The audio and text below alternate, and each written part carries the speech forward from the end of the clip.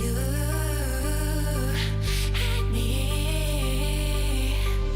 I'm so caught in this, we're so lost deep in it, can't stop. I'm forever the one you call.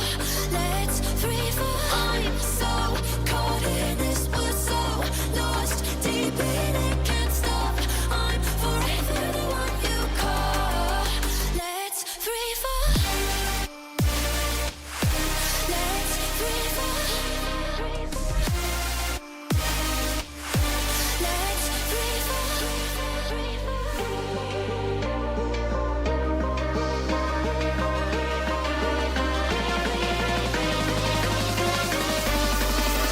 Let's free fall. Let's free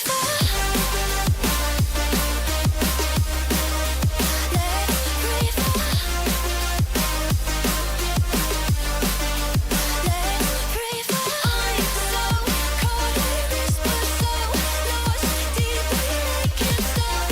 I'm forever the one you call. Let's free fall.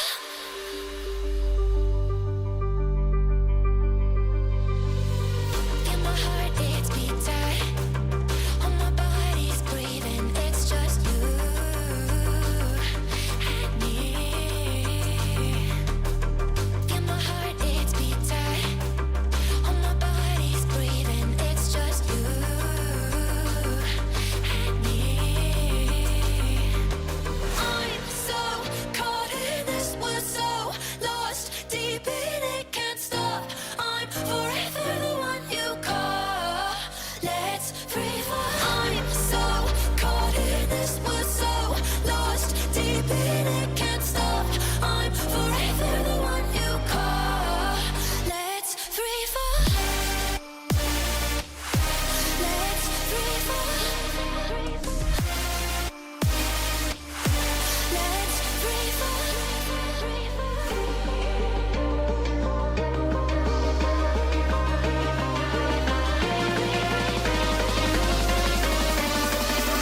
Let's free fall. Let's free fall.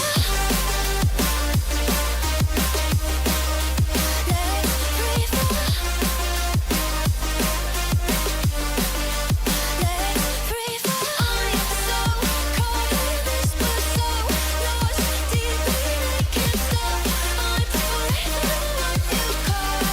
Let's free fall.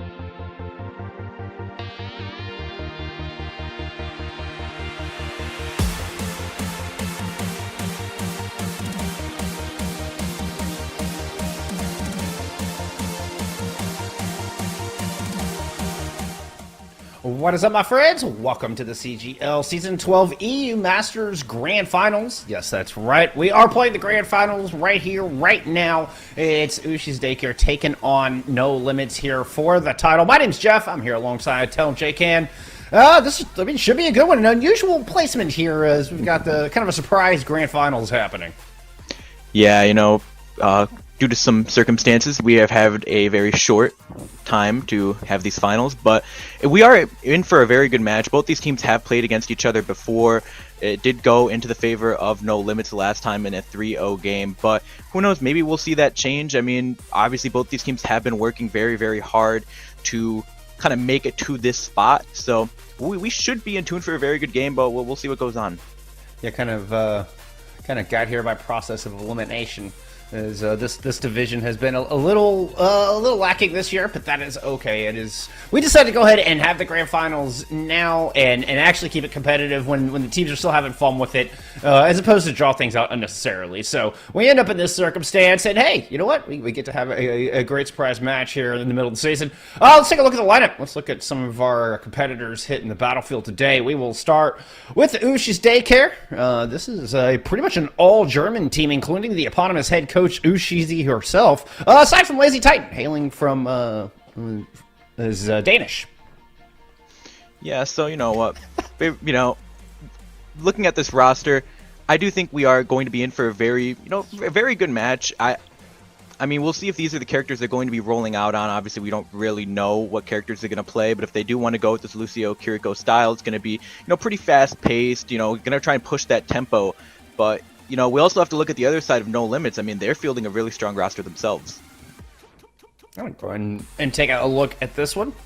Very mixed as far as where everybody is from. A very international roster here from No Limits. Coming in 3-0, including that 3-0 win over Ushi's Daycare back in week 2, week 3. Not really sure. The teams have it listed as different dates, but anyway, not the point. The point was No Limits were able to take that one. And every other match that they've played this season, and so far haven't dropped a single map. So on paper, this squad certainly should be your favorites coming in.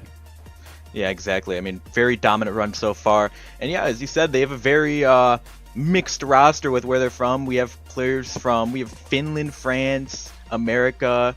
We have a Kurdish player and a Norwegian. I mean, this is a very diverse roster, and I mean, they look pretty good. We'll see what they're going to roll out on. I mean, they might run this Mercy, but we'll see what happens in this first map. Yeah, in case you hadn't figured it out, the Chinolson player it would be the Norwegian character. So the Norwegian player. So excuse me if if we don't get that pronunciation right. If we struggle with it, we'll do the best we can with that. It's a lot of consonants. Anyway, let's take a look at our maps here for the day. As we're going to start things off on Ilios. This is a 1-to-4 set, considering it is a grand finals. Ilios is fixed. It's going to be loser pick from there on out. Yeah, and so yeah, we do have control. Then there's hybrid. We see flashpoint and push, and we'll see what happens if we get further than that. Then we are going to have escort, control, hybrid, and then push again. So, I mean, we have a chance to have a pretty long game if these teams can go at it. We can also get the draws on hybrids, but we'll see what's going to go on in these maps. I'm very interested to see how this Ilios runs, because I do feel like Ilios is a pretty diverse map. You can kind of get away with a lot of comps here, and does sometimes favor the comfort picks. I think there are certain points of Ilios where you can run your comfort picks and do it well as long as you understand the map. But and then going into some of these other maps, I do feel it does get a little bit more restrictive. So yeah, I think Ilios will certainly be very telling on what our teams want to play throughout the day. We've seen the Zarya starting to creep in. I mean, we are on that newest patch, and with just those changes, the projected bubble is putting Zarya right back into the middle, so that could be a possibility. Of course, we're in EU, and it is home of Brawl. It wouldn't surprise me to see the JQ Brawl coming out. That has been pretty popular as of late, but who knows? Coming into this, our teams may just want to have some fun with it. The heroes listed, I mean, you saw the icons when we were pulling up the rosters. They were giving us some fun picks. I think just what they enjoy playing, not so much what is actually meta. And they may end up rolling out on that. Considering the circumstances, it wouldn't surprise me just to see these teams having a good time today. Yeah, and that's really what Overwatch is about, right? We all love to have some fun. Definitely, and it's going to be fun to cast too if we get to see some of these characters that we usually don't see in more organized play. So, I'm very excited because, there's a lot of characters that they have been listing that I'm, not used to seeing in some of my tournament games or my scrims, but we'll see what goes on. Wait, you don't get a lot of Junkrat in your games? No, I mean, other than the one time I played the Bonzi Buddies, that was very interesting. That was a very fun time for me. I loved playing against that Junkrat, but no doubt. Yeah. But other Yeah, than that, I'm yeah. reminded of Shades of Avoided, you know, and Kaya and Kaiser and the constant Junkrat that we see in EU there. But yeah. Who knows? It could be a lot of fun. I mean, we also got some Widowmaker listed. I would love to see a sniper duel going into Ruins. It'd be an optimal spot for that. So we'll see. I mean, you could even, we could see the Battle Cattle, the Orisa come out, particularly on Well. I find that still to be very strong just because you're so hard to deal with and to really move. But it could also be tough to get things done as an Orisa. I mean, you're not very vulnerable to anything, but not particularly excelling at taking down anything either. Yeah, and I do believe very shortly we are going to be getting into our first map. We're going to get to see what these teams exactly are going to run. And we are going to start out on Well for this first point. So, I mean, there's a lot of things we can do here too. There are certain areas that are very enclosed and are going to favor this kind of brawl style. But then again, you have to watch out for the giant hole in the middle of the point. So, I mean, we'll see what these teams want to roll out on. I mean, we can't really tell anything right now from, the health pools. But, okay, we're going to see the Junker Queen Kyria Lucio, which honestly is very strong. I do think it is a very good comp. Ushi's Daycare, maybe they have a lot of, time on it too. So it's going to be very interesting to see, though, because we'll see what No Limits is going to run. I don't think they're going to run that Roadhog. But if they do run the Roadhog Lifeweaver, we're going to have to see how this Roadhog does on this map. Obviously, you have the giant hole, but yeah, no, they're just going to swap to the rest. They're going to play the Brawl, which, I mean, this is going to be a very interesting matchup. We do see a little bit different styles kind of clash, but I mean, it's really all in the characters too. We'll see how this Genji does. It's going to be hard to get an angle, but maybe you can find Alan, sitting all alone. Oh yeah, this is classic poke versus Brawl going on. Ushi's Daycare want to be able to close the gap, and they're going to try to use Cage to do so. No Limits, just keeping as far away, just try to keep that well in between themselves and the opponents. And Alan is able to get some work done. And in fact, 3-piece here for Alan right out of the gate with 2 headshots to open things up for No Limits. Yeah, I mean, Alan just gets the angle and kind of catches them on their rotation. It did look like Ushi's Daycare was going to try and rotate all the way around and maybe find somebody split, which in theory would have been Alan, but they just get the picks and they're able to clean up that fight really early. And we are going to see Ushi's Daycare. They're going to swap to this Zarya, Baptiste, which and the Reaper. We've seen it a little bit, played a little bit because of the Zarya buffs, but, definitely relies on a very aggressive Reaper play, getting a lot of value from the team bubbles. We'll see how they want to take this first fight here. See if I can get Lazy Titan up close personal here with the Oboe. Oboe's doing a good job of dancing around the pillar. Just has to go back off towards the middle as Lazy Titan worked into the back. So Oboe wants to make sure and peel, see if they can protect the supports. But it's going to be Wink falling after the Immortality Field. There wasn't much to protect that back line. And it's Piper is able to find that kill. Ooh, nice shot there from Empty. Finishes off Chinolson.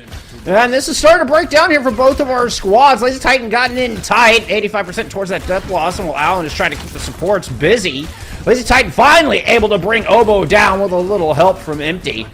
And Ushi's Daycare managed to flip this point in the process.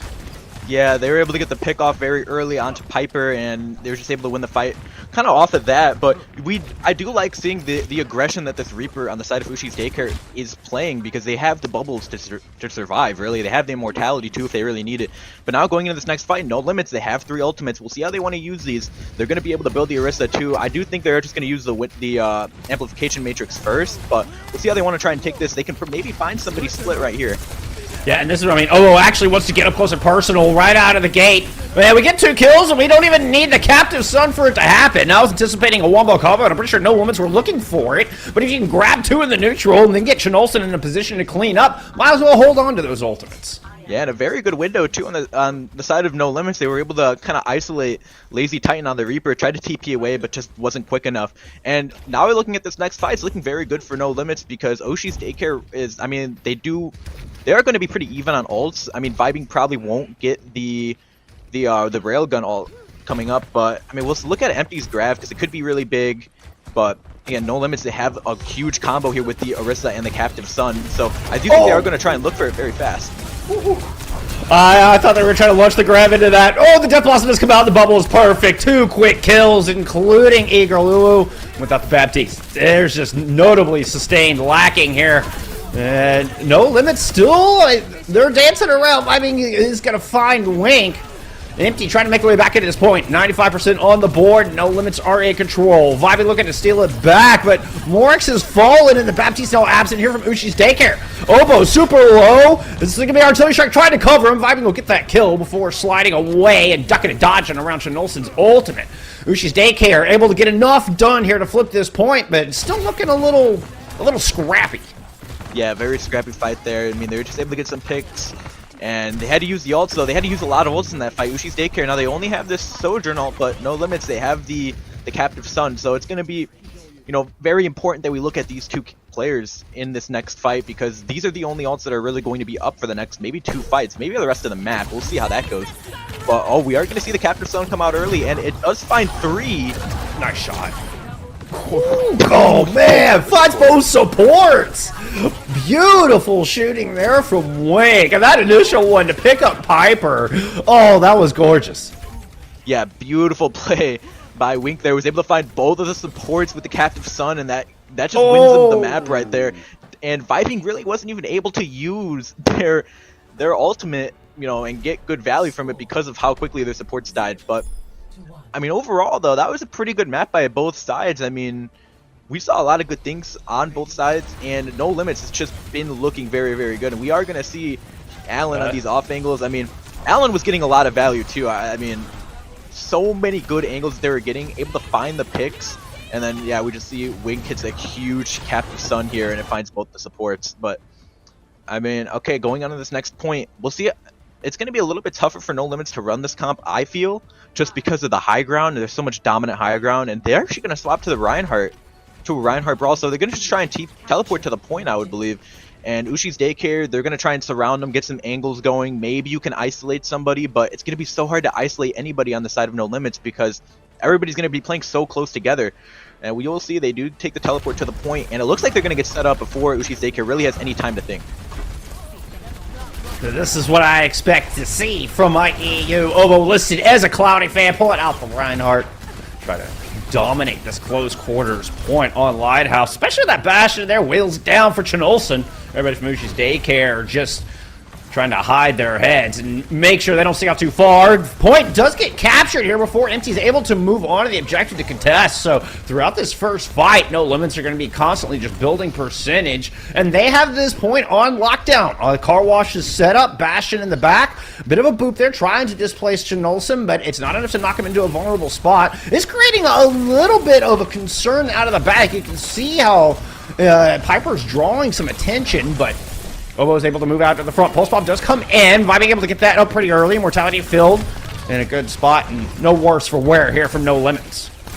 Yeah, it looks like they are just going to be able to clean this fight, but when you're looking at Ushi's Daycare, they don't really have anything to initiate their fight in this first fight in the neutral because they don't have any ults, right? The whole point is that you do want to be able to build the ults, but when No Limits has a point like that, they're able to kind of get like free 30% without having to take an actual fight. And now going into this next ult, they're going to have both support ults before Ushi's Daycare will. I mean, Empty's going to end. I mean, Lazy Titan might be able to use this EMP here, but it's going to be so tough to really engage because you also have the beat from on the side of No Limits. But we'll see what they're going to do here. They do find the hack on the Reinhardt, and they looks like they are going to try and look for an EMP here. This coordination has to be perfect.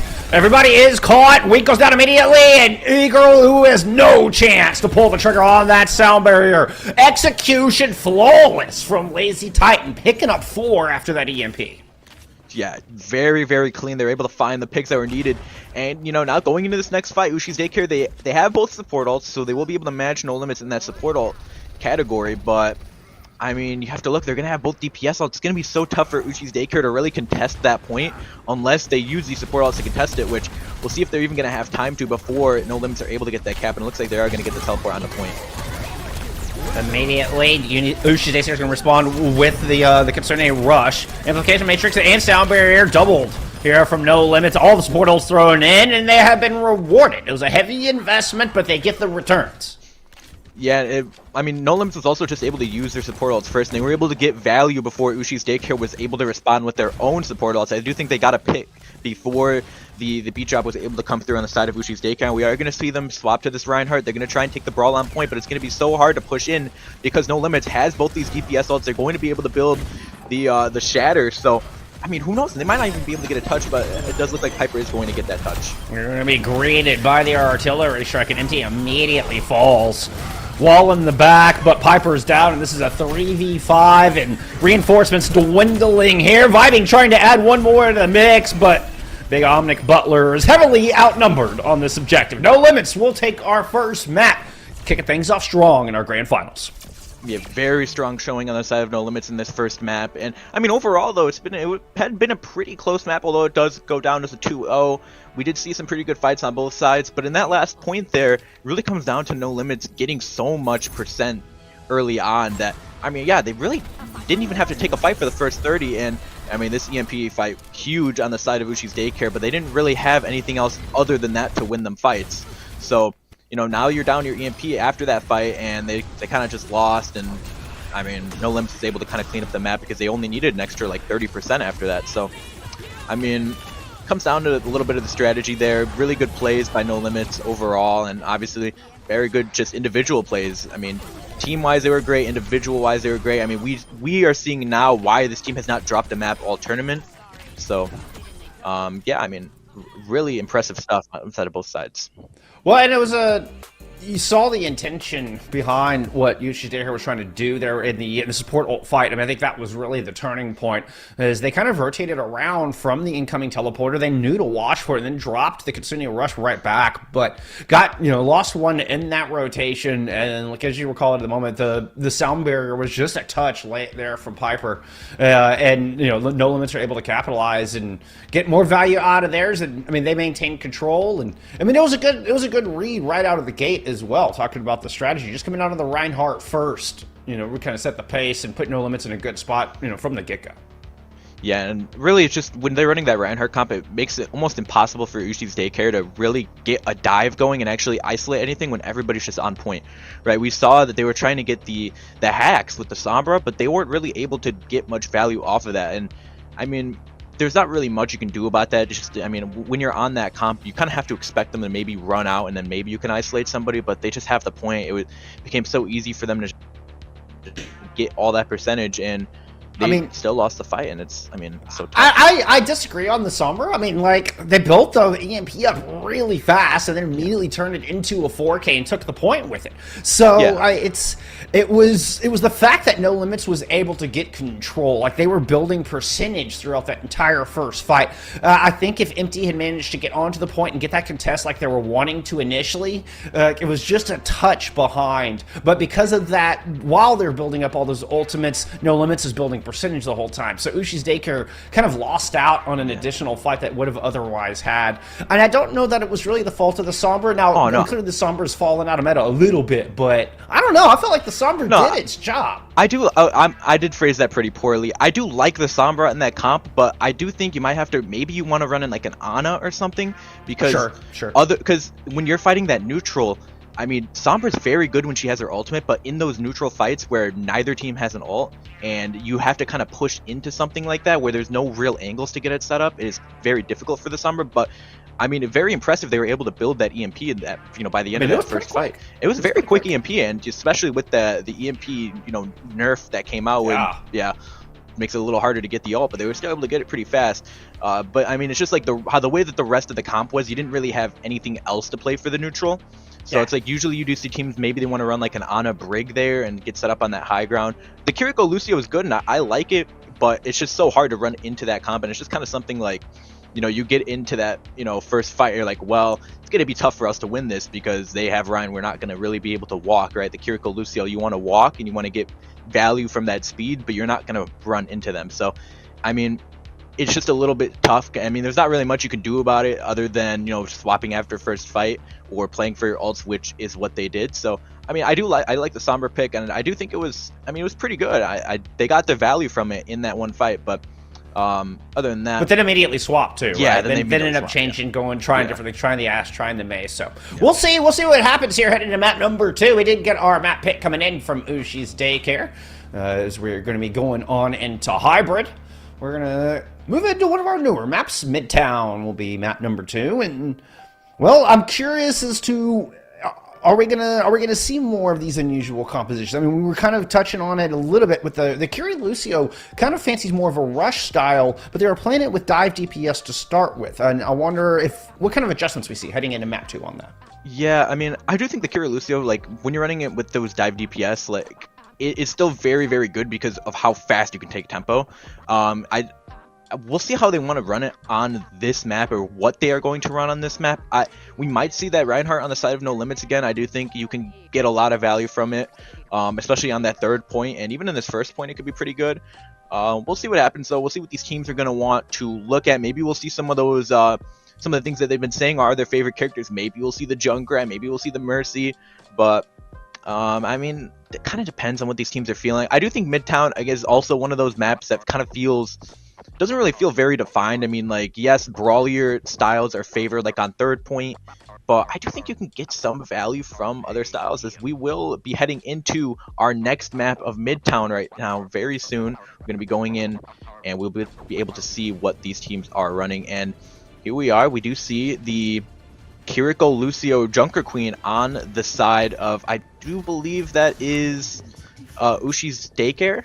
Yeah, Ushi's Daycare is attacking No Limits, have chosen to defend since they won the first map they were able to choose, which is a kind of a new adjustment here in CGL. Yeah. We kind of adapting more to what we're used to seeing in like Open Division or some of those other tournaments here in CGL. Finally at Season 12, I don't know, I kind of like the auto swapping, but it is what it is. It's a tactical choice here from No Limits, and yeah, they're going to stick with that Orisa here to defend. Yeah, this Orisa Baptiste Alar is kind of something we saw before this patch came in, and after this patch, more people have been favoring this Junker Queen, and it actually looks like, was Junker Queen going back to spawn? I don't know. Well, we'll see what's going to happen here. It's going to be so hard for them to contest Allen on these off angles, though. Yeah, they're going to swap to that Zarya that they were running, and they're going to keep the Genji. I do think bubbling the Genji is so impactful in these fights. You can get so much value because the Genji is just kind of able to go in, and maybe they're able to find a pick. They're going to be able to force out a lot of abilities, but it's going to be so hard to push into No Limits just because of how this Orisa is going to be playing, and Bubble and Immortality are forced out early. This is going to set them up very good for the rest of the fight. Trying to throw that energy javelin and see if they can pincer Ushi Daycare into that corner. Ushi is able to rotate all the way back through the alley. You got to get out of here quick. Getting stuck here can be very dangerous, particularly against this Orisa Bastion setup. You see Wink up top throwing a couple shots down, Viting trying to hold him at bay. About enough time for Empty to push forward, see if they can steal this room.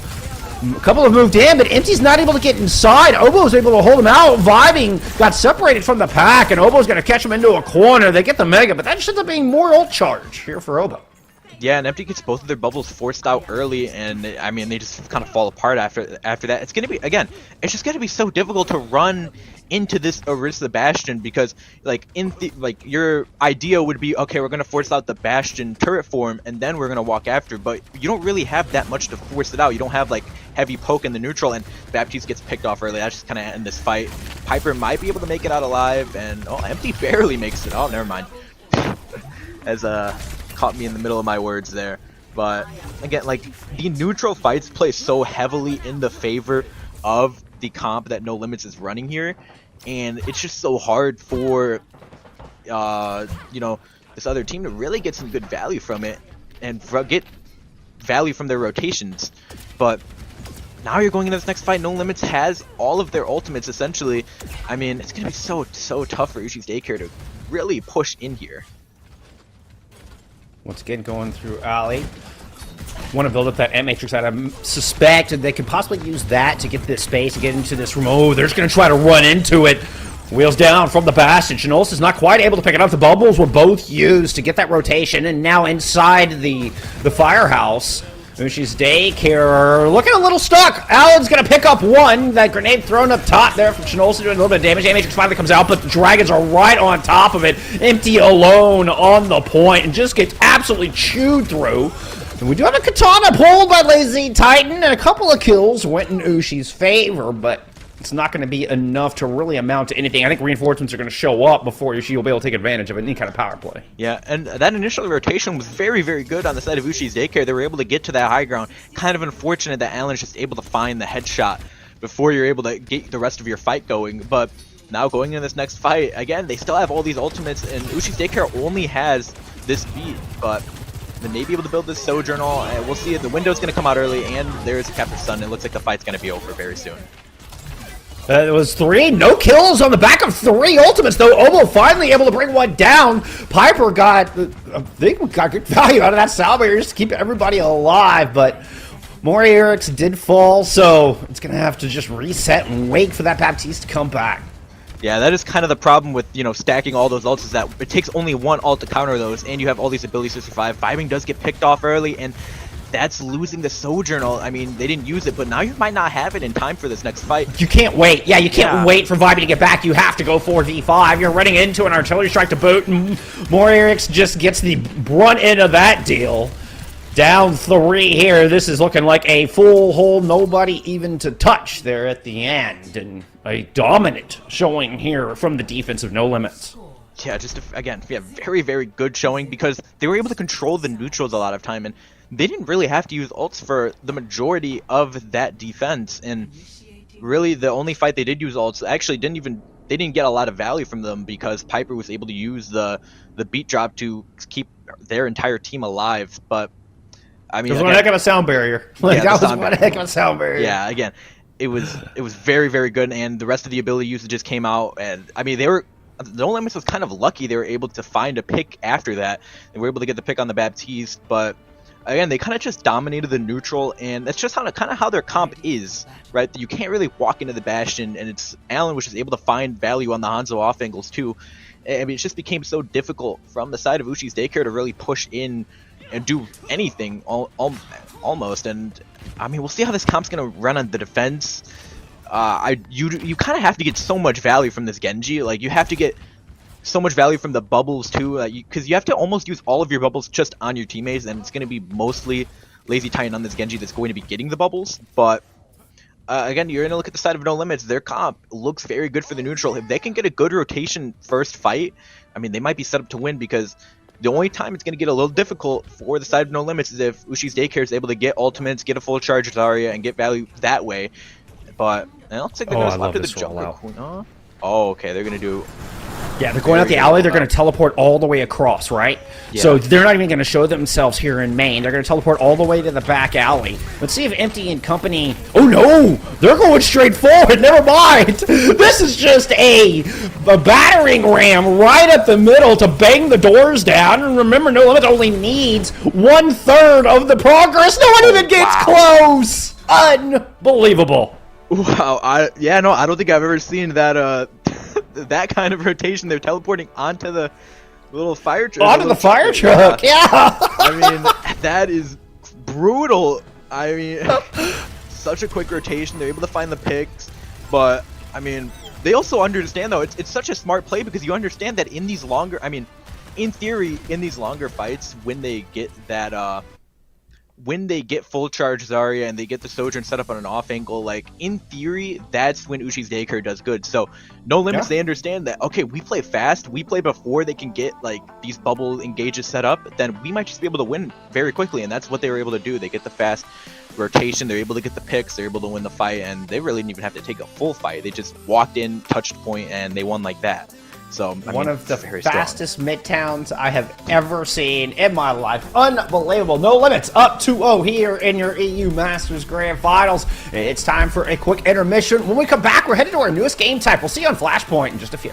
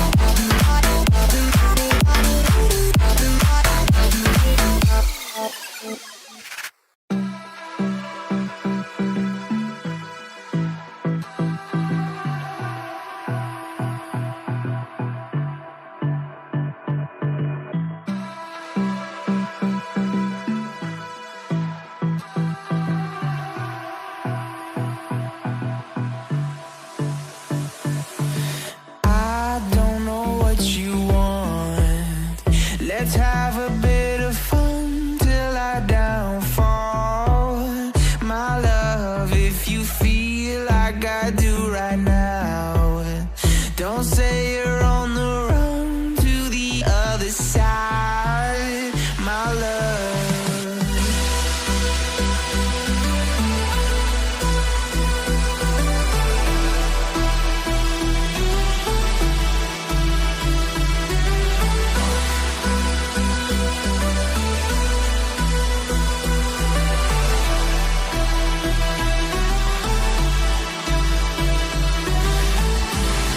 You say you wanna try, but you never do. Sugar, there's a reason why we lose. You say you wanna cry, but you never do. Sugar, there's a reason why we lose.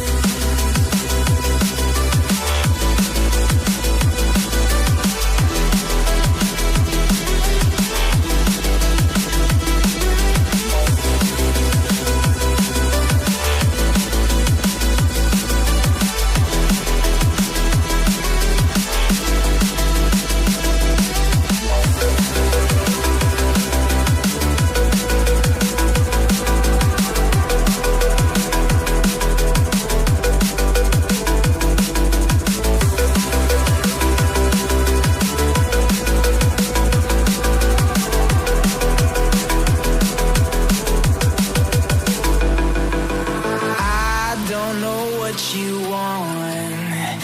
Let's have a bit of fun till I downfall.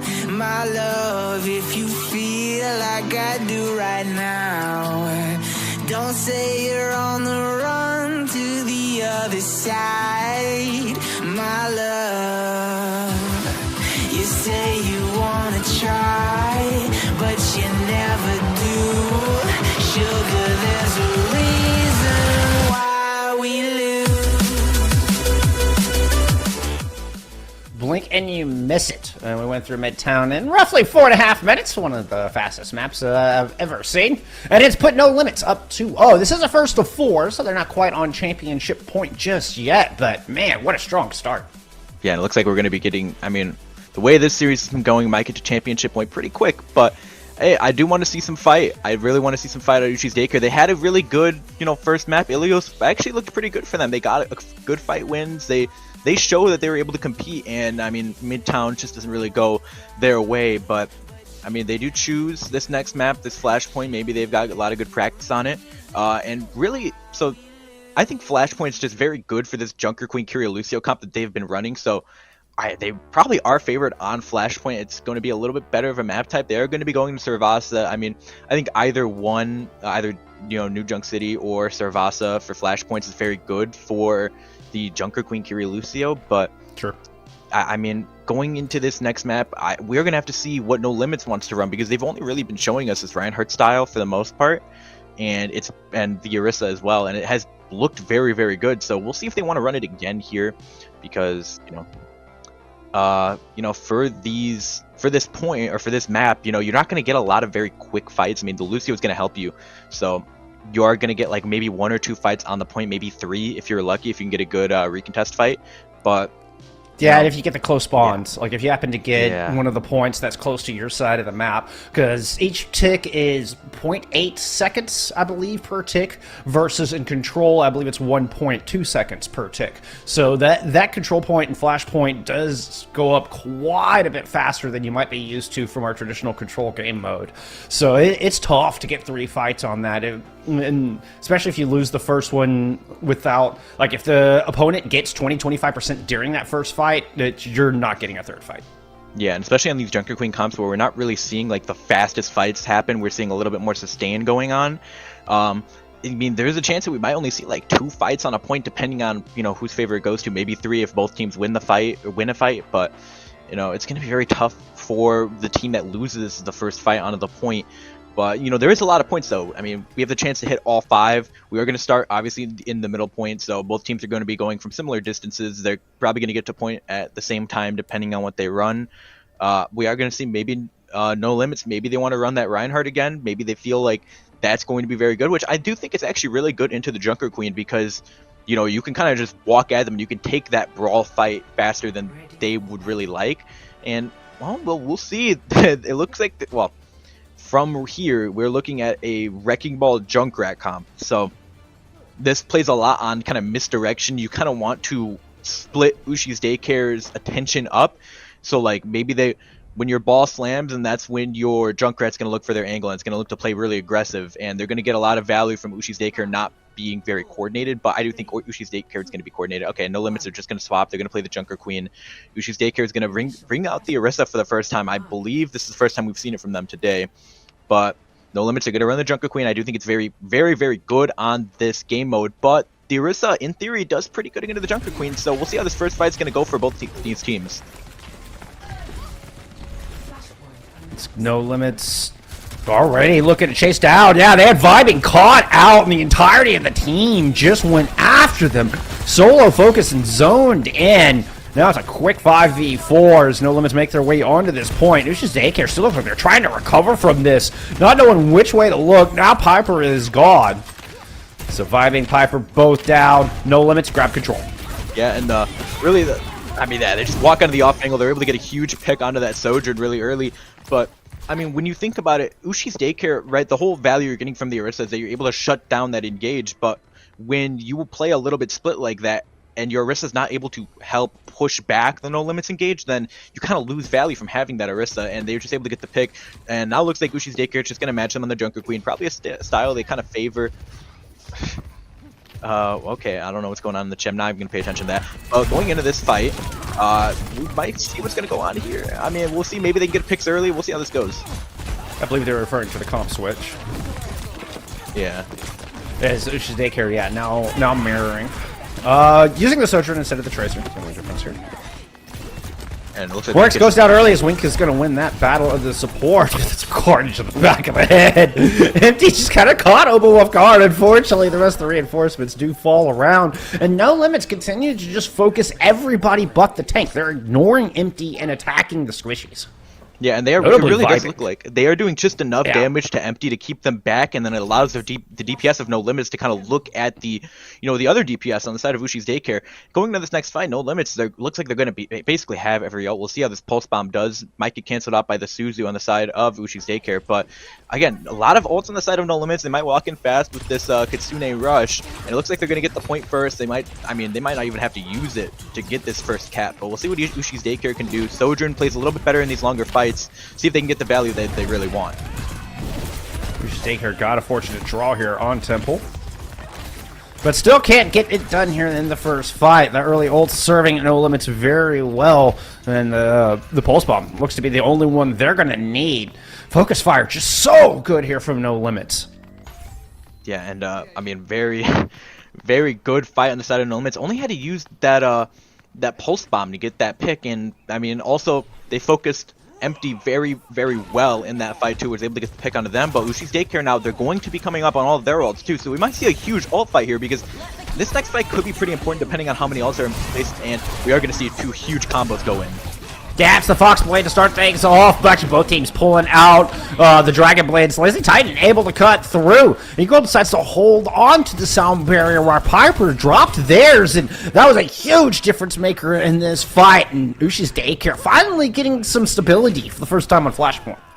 Yeah, and okay, very, very good fight on the side of Ushi's Daycare. They were able to kind of cancel that Blade Kitsune rush with the usage of their beat, but now going into this next fight, No Limits, they have the Junker Queen ult, and Ushi's Daycare really only has the Suzu to kind of counteract that, but Ushi's Daycare, they can play fast with their Kitsune rush, maybe get a good fight win before Obo is able to really get a good rampage going, but it looks like they're going to play aggressive and try and force out the Suzu.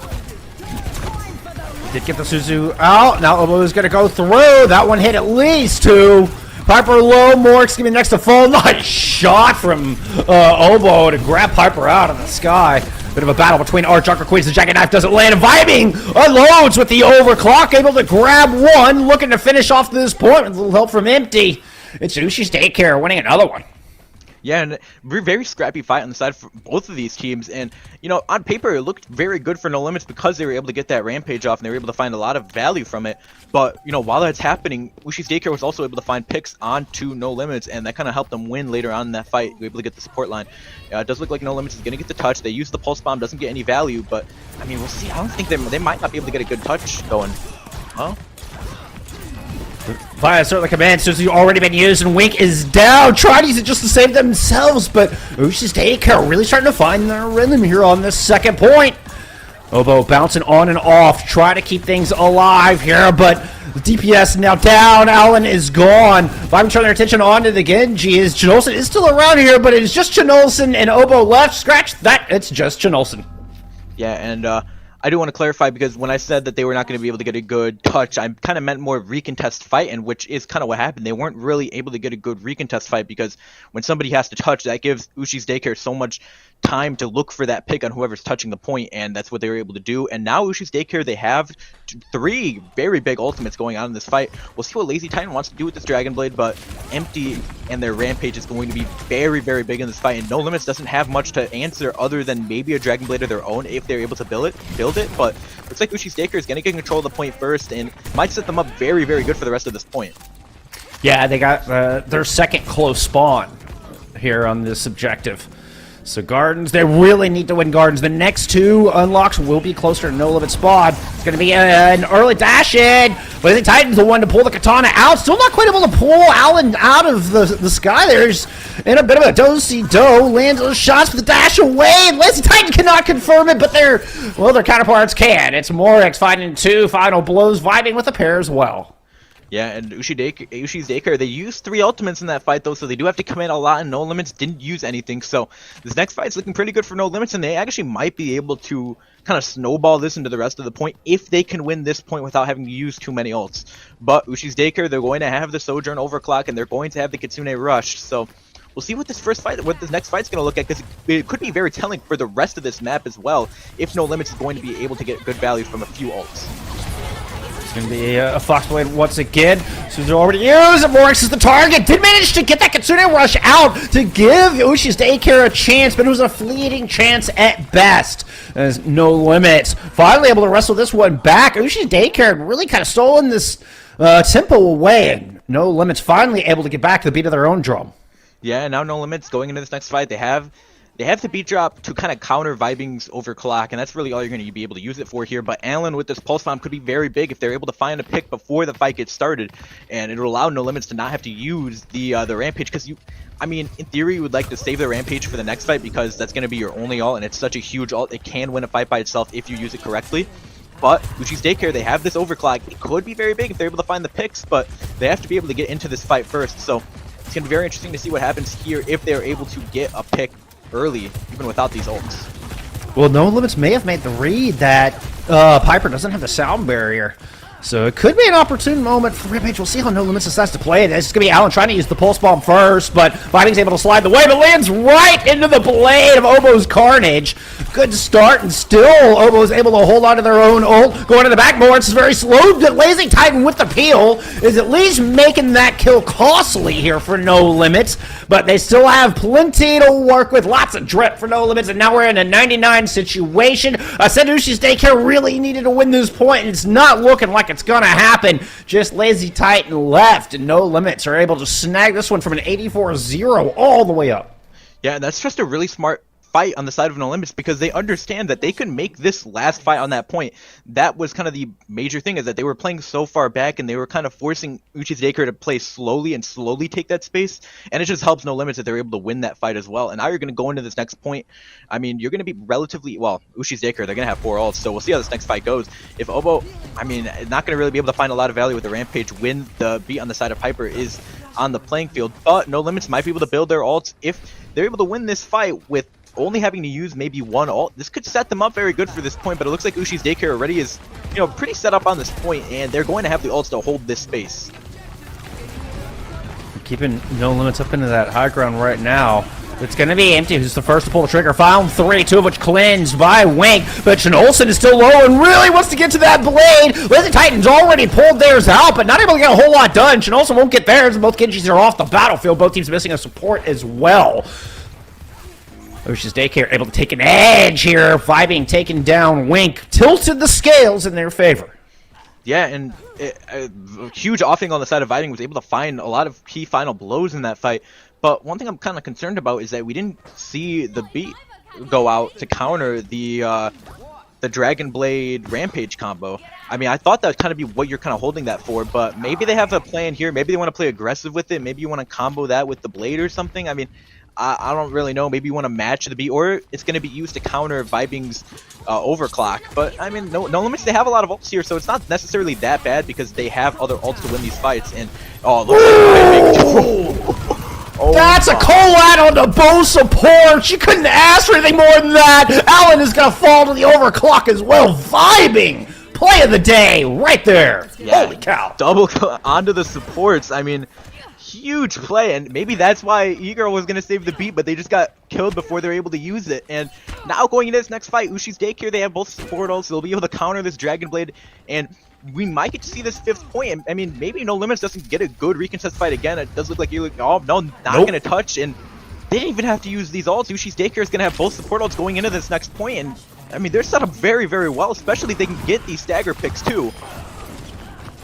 Cinderella chat, this ends now. Ushi's Daycare really starting to find their oats in this fight. And have, well, they're on track to go grab this last point. I think we're headed to Ruins for the last one. Yep, there it is, your northwest side. And look at the position, Ushi's Daycare. They kind of hugged that left-hand corner and kept No Limits pressed towards the far left side of the map, and it's given them a slight advantage moving on to this point. They've got the defensive positioning. Yeah, they are a little bit split. Ushi's Daycare is a little bit split right now. I do think they've all grouped up by now. But, I mean, Ushi's Daycare, they have both support ults. It's going to be so big. And first control? Dragon Blade. And they get the first control, too, without even having to use an ult. They're going to be able to build the rest of them as this fight goes. And Piper finds the pick on Allen to get this fight started. And it looks like they find 2. Oh my goodness. Morix throws in the Kitsune Rush and a 5v3. Piper had already given you a +2 in that fight. I'm not sure you needed the Fox. Yeah, maybe, you know what? They clean out the fight. They're able to get that fight win. And this is such an win because now this next fight for No Limits is going to probably be around 50% or maybe even 60. I mean, this is counting down really, really fast. I didn't really think about it before, but I mean, now instead of Ushi's Daycare, they're even on ults with No Limits. If they can get more value with these ults, they're playing in the more defensive position here. Piper still has that beat, saving it for Olsen's Dragon Blade, but I think No Limits is gonna wait for this Rampage as well. But we they don't have a whole lot of time to wait. It looks like they're just Ushi's Daycare is gonna give up the point for a little bit. They do touch now, and we are gonna see the Dragon Blade come out. It's gonna look for the picks.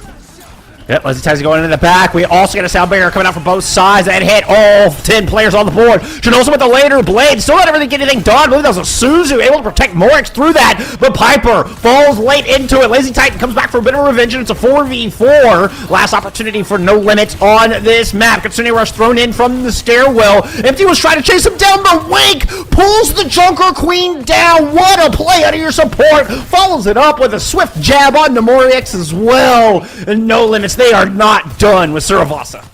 Yeah, and I mean, Winx has been hitting a lot of these key, knives, and they've been getting a lot of very good picks, and now they hit it in such an important moment. They're able to win this fight, and we are gonna actually, we do see Allen did swap to the Sojourn in that fight, but now you're looking at this next fight, and it's going to be basically even on only Soj ults, and that's about it. And this might be your last fight, depending on how long this goes.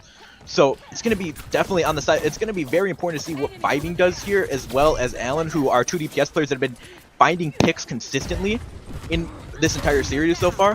But I mean, No Limits. It looks like this might be, maybe one more fight, and Ushi's Daycare. I don't know if they're going to be able to get a second fight going, but I don't think so. I think this is going to be it, and it's a good start as they find Allen with a little help from the overclock. Lazy Titan is able to converge on the Oboe as well. Ushi's Daycare come back in, and in what is the last opportunity, it'll be a 99-99 before it's all said and done. It takes all 5 control points, but Ushi's Daycare able to get the job done. They will take Suravasa and get rid of that goose egg in their map score column. Yeah, and this is actually the first map that No Limits has lost all tournament and really all season, right? All season, yeah. I mean, this is huge. I mean, Ushi's Daycare, they're able to get this. It was a very close map. Obviously, it was very, very close. Goes down to 99-99 on the last point, but maybe they'll be able to take some of this momentum into this next map. I mean, they looked very, very good here. They were able to find a lot of key picks. I mean, overall, I think maybe they did just better on the map type. I think they really understand the map type very well. Kind of helped them out. And really the key thing was also swapping with that Junker Queen really helped them out. Definitely a comfort pick for them. And again, very good on Flashpoint. They were able, and vibing. Also, vibing in this Sojourn has been very, very huge. Was able to find a lot of very big picks. But, I mean, overall, though, I think they also just played better with some of their ults. I think they got a lot more value in certain areas. And that kind of helped them out throughout this entire map. And yeah, huge double collapse. Yeah. Vibing, able to kind of end this fight. Well, and I such think an important fight at that. On that fight in particular, we had seen precedent from No Limits using double support ults on top of each other with the Sound Barrier and the Kitsune Rush aggressively. And we were wondering what that Sound Barrier was being used for. And I was theorizing, I was kind of thinking that, I think they were wanting to just double support ult right there out of the gate to come in and rush it down. But the Kolak comes through after the Kitsune Rush, but before the Sound Barrier is cast. So it's like even just the split-second timing on that completely interrupted what I think No Limits was looking to do on that play. Like, that was, certainly the play of the day thus far. Oh, yeah, for sure. And that really helps them because they needed that point win, and that really just kind of locks down the point for them, because of how fast the map ticks. I mean, No Limits wasn't really able to get another fight going. But yeah, when you are going to do kind of that double support ult to try and win that fight, it really does go down that the Kiriko is going to use their ult, and then you're going to play so fast, use kind of everything, and then you're going to use the beat to kind of sustain after that and push in even further. Right. But, I mean, yeah, they're just not even able to do that because of a huge collateral was able to, be found on the side of vibing. And, I mean, overall, though, it was a very good map by both sides. I would have liked to see, although I do think the double support ult play can get the value, I do think when the other team is comboing the Junker Queen Rampage as well as the Dragon Blade, I think you can get a lot of value from the beat, just using it there, and you're able to kind of shut down two ults, and then you can use that Kitsune Rush with, if you want to combo with something, you can combo it with the Dragon Blade, you can combo it with the Sojo, you can get a lot of value there. But, I mean, overall, though, it was very good play on the side of both teams, and that isn't really there was other reasons that map doesn't really go in the favor of No Limits, but we are going to see what's going to go on in this next map choice. I don't know if we have it in just yet, but I do think it's a Coliseo. I think we are going to Coliseo in this next map choice for push, which, I mean, if we are going to Coliseo, I do think this is another pretty good Junker Queen point, as well as the Sojourn. I think Sojourn's going to get a lot of value, and it looks like, yes, we will be going into Coliseo, and this is No Limits map choice. But the thing about push is, I do think you also can get a lot of value out of the Reinhardt. Now, if No Limits does plan on playing the Reinhardt, I do think they would have maybe opted for New Queen Street, or maybe I really think that's just kind of one of the best Rein push maps in the game right now. And really, there's only 3 push maps, but I do think it's probably the best one. If they are going to go Coliseo, maybe they want to manage the Junker Queen again. Maybe they're going to feel better about it now. But and also just a different map type. I mean, you play it just very differently. But I mean, we'll see what they are planning on doing in this next map, because I mean, this is a very key map. Obviously, if Ushi's Daycare is going to be able to win this map, then we are going to be going 2-2. It's going to be tied. Obviously, still first to 4. So if No Limits is able to get this map win, then they're going to be going into match point, and it's going to be setting themselves up very, very well. So Ushi's Daycare, obviously, they want to win every map, but this is going to be a key one, because even if you lose the map after this, then you're still only 3-2. You get your map choice, you may be able to win that, and then just go into a map 7, and it's going to be very big, very important, and just better than if you were to lose this map, you're down 3-1, and then even if you win the next map, then it's going to be No Limits map choice going into that 6th map. So, kind of looking very ahead. We still have to see what's going on in this map, see what these teams are really feeling, and we're going to have to see how this goes, because if we do see the Junker Queen matchup, I mean, it looked good for Ushi's Daycare. I mean, very good plays by the Sojourn, but, well, we'll see. Maybe No Limits, maybe they want to run the Reinhardt as they've kind of ran before. Maybe they want to run the Orisa. And it does, yeah, it looks like they're going to start out on this Reinhardt Bastion, which very, very good on push. Really, Rein can be run on all push maps, I do feel, although I do think New Queen Street's probably the best. And it looks like they're going to run the Junkrat. And they are gonna be trying to dominate this neutral, and it's gonna be hard for Ushi's daycare to really get good engages going, unless Vibing or Lazy Titan's really able to find a good pick early. But No Limits, they're gonna be going, you know, kind of this death ball style. They're gonna be all stacked together and just gonna try and run at Ushi's daycare and try and get those fight wins that way, because this Bastion is going to melt empty. And it looks like they're gonna get the bot first, and we'll see how this first fight's gonna play out. Yep, typically about a minute of posturing here. Obo thought about doing an aggressive move, backed off for a moment. Now able to get Chinolson into a position, so Empty has to respect the LOS on that Bastion and fall back a pillar. No Limits able to buy themselves one little chunk of space. Empty is now just turning around and looking for cover. Lazy Titan gets caught out by the tactical grenade coming out of Chinolson, and No Limits starting things off fast and furious. Not a whole lot of posturing this time around. Yeah, and I mean, No Limits does understand that, you know, you kind of have to play a little bit faster because you don't want Vibing to get value on the Sojourn over time, because, I mean, that's what's going to happen. If you let Vibing just kind of play for these longer fights, eventually they're going to find the railgun headshot, and they're going to be able to get picks like that way. So No Limits is trying to play a little bit faster, get more value from the fact that you have your Reinhardt shield and you're just able to walk. And now Ushi's daycare, they're going to run a very aggressive Reinhardt style with the May Reaper. They're going to just try and isolate Obo probably and get value that way. And, I mean, we'll see how this fight goes. I mean, obviously, they're going to be at an ult disadvantage in the next fight. But this first fight, you're still going neutral. So, see how this goes. Maybe they find the pick on the Baptiste, and it doesn't look like that's going to happen. But Wink is going to have the amplification matrix, as Alan does get picked off early. Yeah, Vibing trying to drop it in the back. Looking to isolate Obo, but Vibing's caught on the wrong side of the wall. A pin will do significant damage, and Empty's able to pick up Wink along the way. Chinolson trying to protect Obo as they look to back out of here, but the pursuit is in, the counterpin is down, but Obo did not have the health to survive the aftermath. Yeah, and a beautiful wall there by Lazy Titan, able to isolate the Baptiste and the Reinhardt. Although they were already up one, that helps clean up that fight. It looks very good for them. But going into this next fight, as I kind of hinted at before, No Limits, they're going to have essentially every ult going into this next fight. And Ushi's daycare, I mean, Lazy Titan just build that Blizzard very, very fast.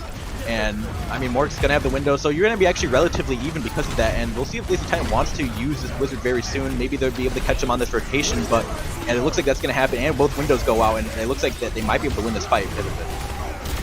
Obo's certainly caught. Wink's back there with him, but Tyre managed to pick up one the other way, so it's still Ushi's daycare with the player advantage. And that second hammer swing, oh, the fire strike misses too. There it is. Follow-up hammer finally gets Alan. And looks like Ushi's daycare going to put together back-to-back fight wins and inch closer to getting this closer spawn unlocked. Yeah, and another good fight. I mean, Lazy Titan was able to use that Blizzard, able to get so much value from it, able to kill Obo, and then Wink has to try and keep Obo alive, but it doesn't really work out, and they get picked off as well. Now, we're going to see both, you know, Earth Shatters coming out in this next fight as Vibing gets picked off by Wink early on in this fight. It might spell trouble for Ushi's daycare, and Wink gets another one. I mean, this Flex support player is really getting a lot of value. Obo is just up there having a time of his life. Like, get him, Wink! Was just standing up there shielding the Baptiste. Thought about shattering. Actually uses they use a sound barrier in that for some odd reason. Not sure that was needed, but hey. I mean, they're using it. That's all that matters. They used it. They did use it. It's all right. Q was pressed. Yes. And now going into this next fight, we're going to be relatively even on ult still. Ushi's daycare does seem to have the advantage as of right now. But we are going to see the Reaper ult come out, and it's very big. Forces out the immortality and gets a pick. Oh, Obo tried to hit it with the shatter. It looked like it just barely missed. I don't know if it was maybe a boop there. But the Earth Shatter goes wide, and Vibing is able to just kind of thread the needle with a Death Blossom, which is not a phrase I thought I would ever say. Yeah, I mean, they kind of positioned themselves very well. Wink does find the pick onto Piper, kind of running away, and I mean, Piper will be back very quickly. I mean, they can just wall ride, you know. But No Limits, they might be able to play very fast here because they can use this window, take a lot of space aggressively. Looks like Vibing's kind of teleporting in a little bit, but Lazy Titan also has this Blizzard. It looks like Vibing's going to get forced out, you know, very early. I see this Earth Shatter come out too. Maybe a flank Earth Shatter. We might get to see one here. Blizzard's going to come out first. Obo was able to pin out, and Olsen and Allen just pour damage into that Blizzard. Everybody from Ushi's daycare congregated inside, and it was easy pickings for the DPS and No Limits. You still have Piper here trying to stall Lazy Titan, and has actually managed to get one. Lazy Titan had no business getting that kill, and this is really kind of throwing a wrench in a No Limits plan. They don't have their Lucio. Yeah, now they're gonna have to play a little bit slower. They're down. They only have 3 up here, and yeah, They gotta back out. They have to back out now, and Ushi's daycare is able to get control of the cart again, or of the bot again. But still, No Limits does have 2 very big ultimates here. They still have the window. They'll be able to take that space back up, as well as the Bastion ult's gonna help them take that space as well. Ushi's daycare doesn't have anything to really match, so they're just gonna have to try and kite out here, play for the rest of the map as well. But I mean, they just get forced out. Everybody gets really low. It's gonna give them so much space, but Allen gets picked off as that is happening and might give Ushi's daycare the win here. Yeah, Lazy Titan just surprising you with icicles out of nowhere. Obo blocked off by the wall. An artillery strike to try to protect the Reinhardt, but Obo's just getting beaten, battered around the heels. Not quite enough. It was so close. Full team effort to try to protect Obo, but Ushi's daycare overwhelmed. Now sound barrier thrown in to continue to push forward and see if they can get closer and closer to this lead. Ooh, might have Wink caught out on the left-hand side. Everybody is trying to converge on the Baptiste Mortati field is used. Wink is going to go down, but Chnolson's able to take one with him. Yeah, and I mean, it's going to be very tough to play this next game without... Oh! Oh, Blizzard from above! Yeah. Lazy Titan throwing that one down, thinking they're an AC-130 with ice bombs or something. Oh, man. But No Limits was able to win that fight. Good play by the Junkrat, able to force Lazy Titan up and just kind of shuts down that Blizzard, able to find the picks as well. But Ushi's daycare now going into this next fight, they're going to have 4 ultimates. No Limits doesn't really have anything. They may be able to build that Riptire though. But we'll see. Ushi's daycare probably just going to play fast with this amplification matrix. You want to get it before No Limits is able to get that checkpoint. Yeah, it looks like they're going to drop now. And they're going to be able to take a lot of space because No Limits is afraid of that window right here. They might just be able to take this next corner with it. I think that is exactly what they're going to be looking for. Oh, and Nova's going to try to back up off it. And the Shatter comes down from empty. That found at least the supports in the back, but they're able to get back on their feet. Vibe's going to go to throw in an Amp Matrix, and that was a fire strike through the window. 200 points of damage right on to Cholson's unsuspecting dome. Couple of swings. Third one will take E-Girl out of this, and Ushi's daycare win yet another fight. They still haven't managed to grab the lead here, though, Tim. I feel like they're winning fights, but they're not able to capitalize on it. Yeah, because No Limits is kind of saving these all. Now, Wink does get picked. This might give Ushi's daycare the advantage here. They're going to be able to get this cap point as well, so they're going to get better spawns. But that's exactly what they need. Yeah, it's huge. But the thing is, though, No Limits does have just significantly more ults than Ushi's daycare, so they're looking very good for this next fight. But what they've been trying to do is they've been trying to use these ults or No Limits has been using these ults later so that Ushi's daycare can't get that advantage. But now that they have it, I mean, they're just gonna have to use some ults here. Without the immortality, it's gonna probably find the pick on Obo. Oh, that was so close. They almost had Obo down, but the amplification matrix comes up just in time, and Ushi's daycare gotta respect the Bastion through that. No Limits trying to steal the bot away. Nice block onto the Shatter as our 2 Reinhardts go toe-to-toe. Hammer to hammer. Blizzard now out. Obo has got to pin back and out, but Igor won't make it. Chnolson suffers a similar fate. A long distance pin finds Allen. Yeah, I mean, very good. I mean, No Limits. Okay, so what they're trying to do, obviously, they're trying to take that point, but they have to do that such a long rotation there, and they kind of just get picked off by these ults. And you know, Ushi's daycare was able to find value. And I know I kind of talked about No Limits had such a huge ult advantage going into that fight, but I mean, Ushi's daycare was able to build those ults up very quickly and was able to use them and win that fight. And now you're basically even on these ults. And Piper does get picked off. It does look like Ushi's daycare is gonna probably have to back out here. I do think that's what they're gonna try and do very soon.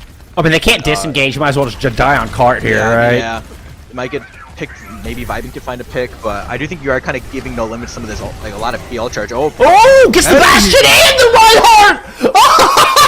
Everybody goes down into the streets.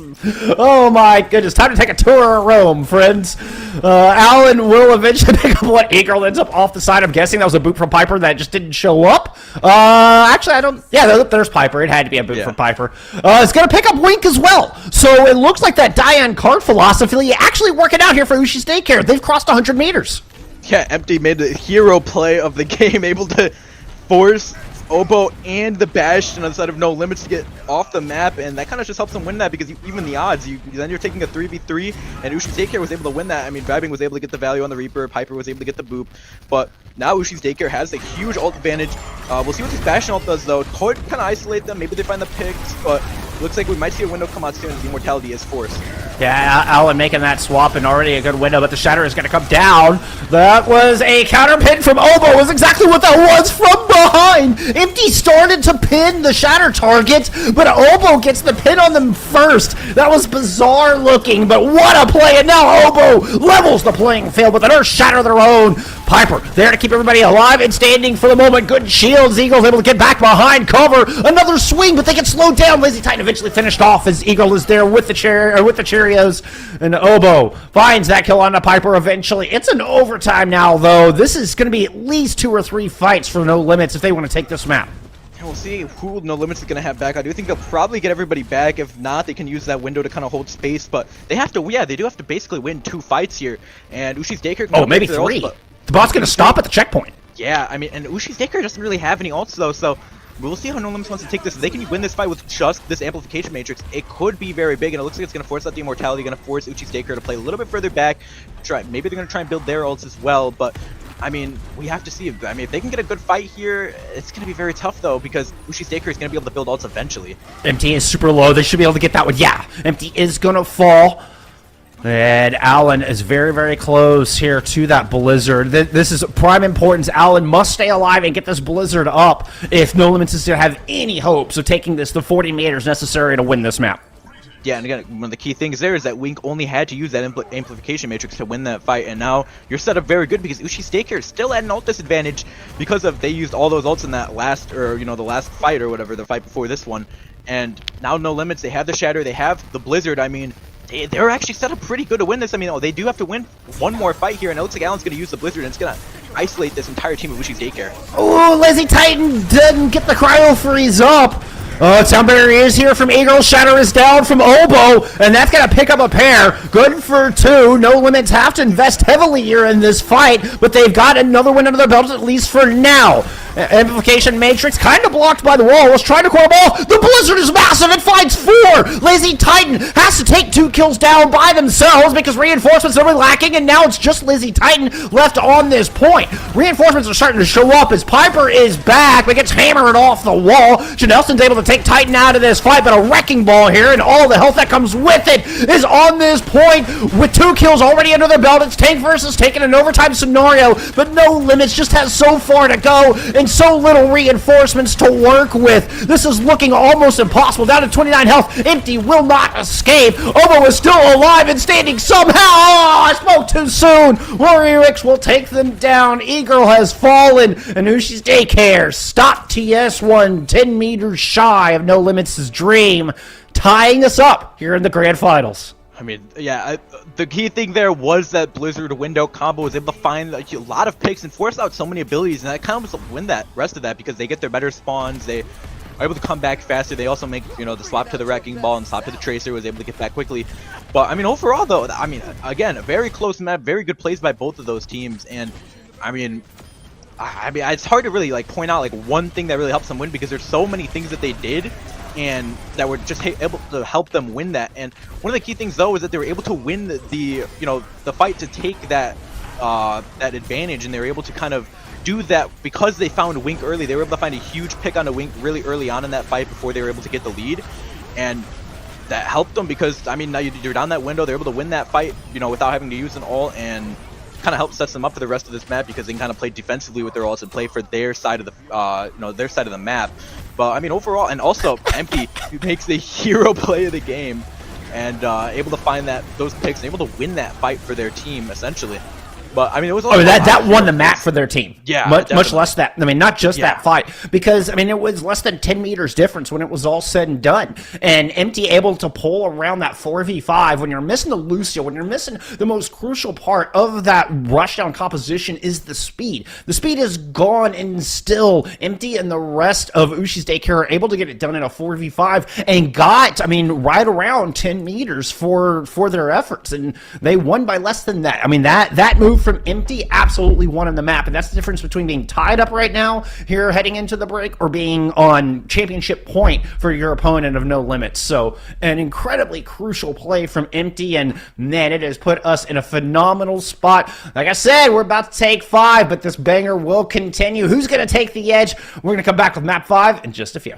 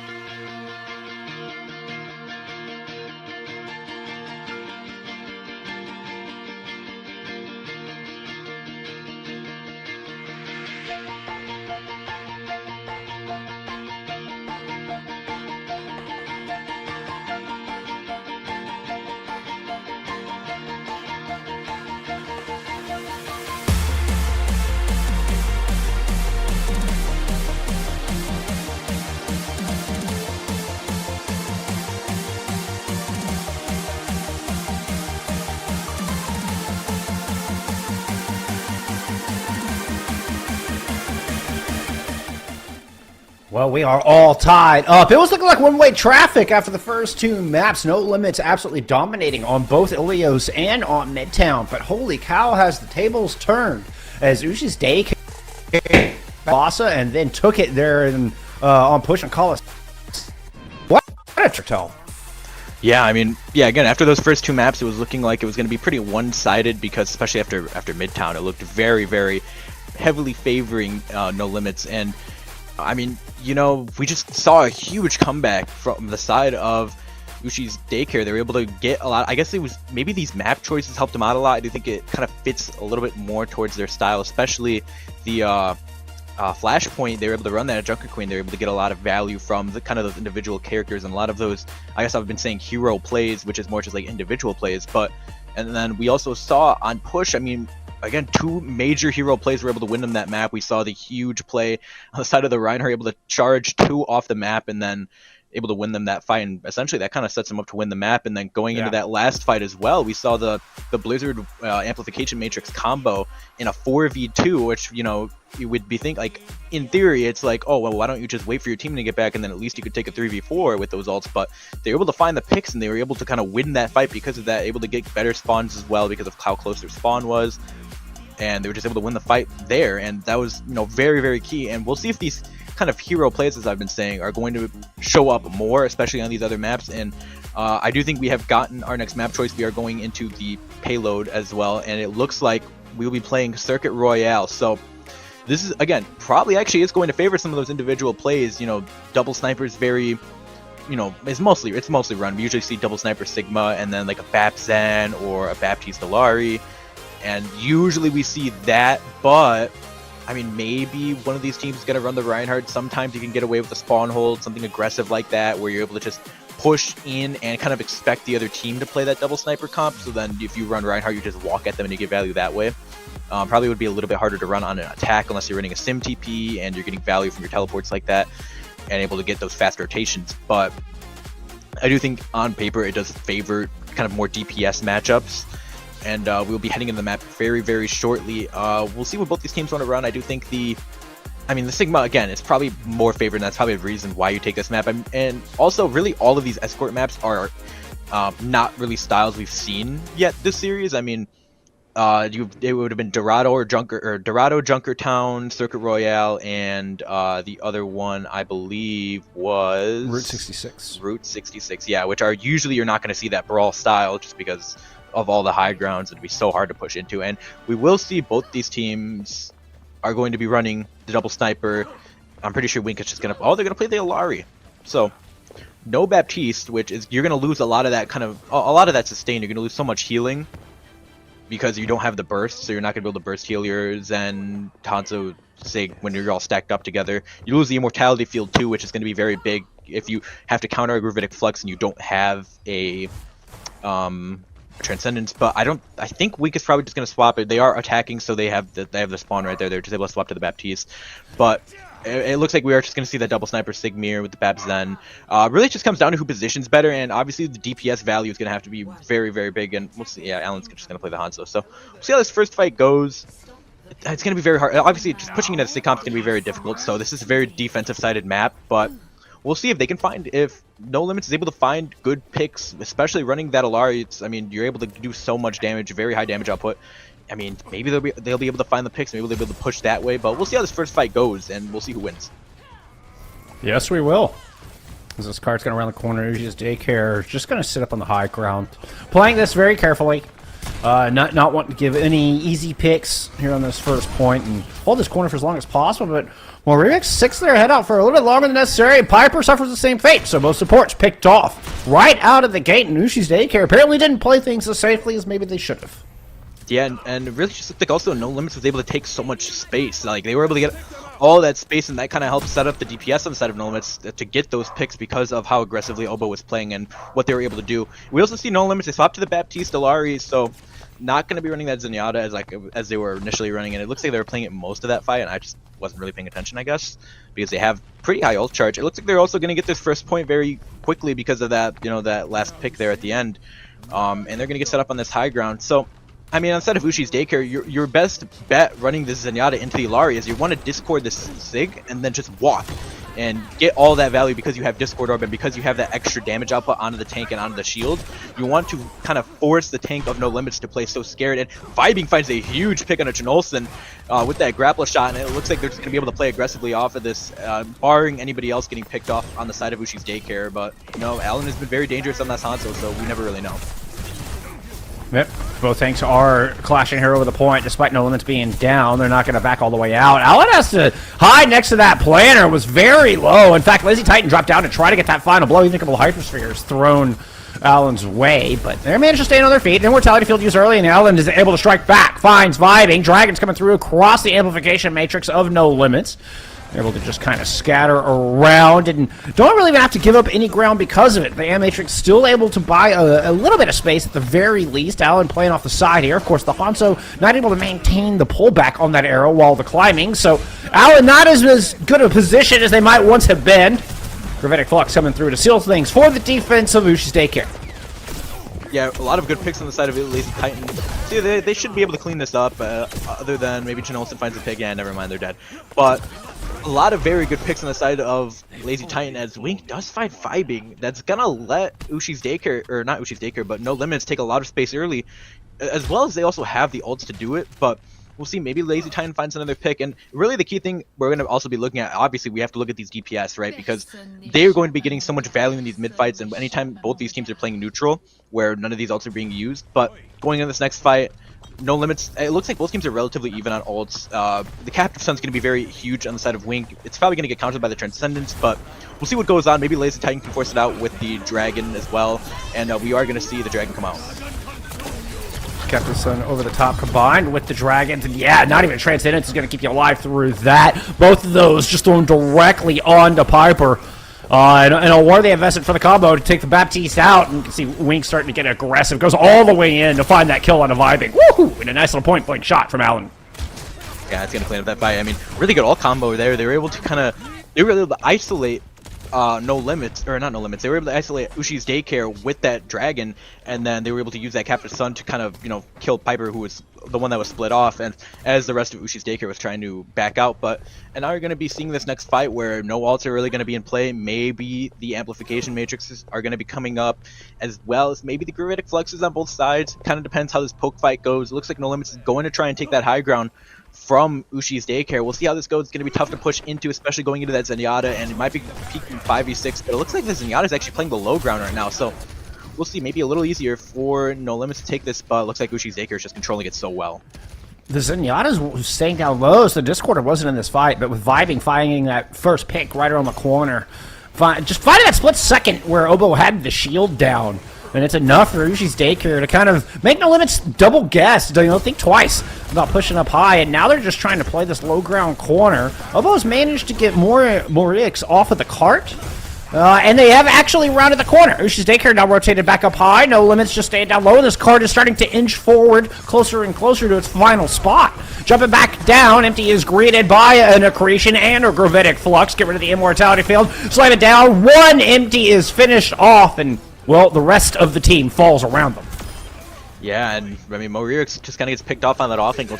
I mean, it's just kind of hard to really set up on that low ground as when you're the Zenyatta because of how easy it is for the other team to just walk on you and pick you, as we saw in that last fight. I think it kind of helped him in that first fight because Moririx was able to kind of scout the Widowmaker on the side of No Limits and kind of was able to help their own Widowmaker in that duel, and they were able to get the pick, and then it just helped Ushi's Daycare walk. But in that last fight, they just got walked on. They got forced out, and No Limits was also just able to play the point, able to force point. And I mean, yeah, we're seeing this Widow duel too. It's Vibing has just been doing very good, but really all these DPS have been doing good so far, especially Alan. Alan as Hanzo has been playing it like so far in the series, and Lazy Titan also has a huge play in this fight. But again, you know, not to get sidetracked here, the DPS are super important in these comps, but we're also seeing good plays on the side of the support line as well, right? You know, really good ult usages, able to, other than that last point, we do see Moririx get a little forced out. Both these support lines have been, you know, positioned relatively well, but we'll see what this next round is going to look like. It looks like Ushi's Daycare. Are they going to run this Kiriko, Lucio, Winston? If they are doing this, it really comes down to either they have been scrimming this a lot for whatever reason, or they just don't feel like they are going to be winning this Sig duel because, I mean, they just gave up a 3-minute cap on Circuit Royale, which I mean, that would typically... That would be quite a change, though. I mean, I can understand going changing up comp a little bit, but this is something we haven't really seen all day. I mean, pulling out a Winston, we haven't seen Winston in a hot minute. Yeah, especially on this map. I mean, you just get poked out so early, but it really comes down to maybe you don't trust that style. Maybe you don't think you're gonna win this this kind of poke duel, and you're just gonna keep Chinolson or not. You're gonna keep vibing on the Widowmaker to keep Chinolson in check, but it's going to be very tough to actually get these dives set up because of how much poke you're going to be running into, and vibing is not really going to have any help in this sniper duel. So, I mean, it's going to be very tough to see, and maybe Ushi's daycare has a plan here. Maybe they can get isolations, and they do find the Zenyatta on the side of No Limits, and that's going to help them out. They're going to play a little bit slow. Maybe they can keep isolating people like that, forces out the immortality as well, but Empty just gets picked off, though.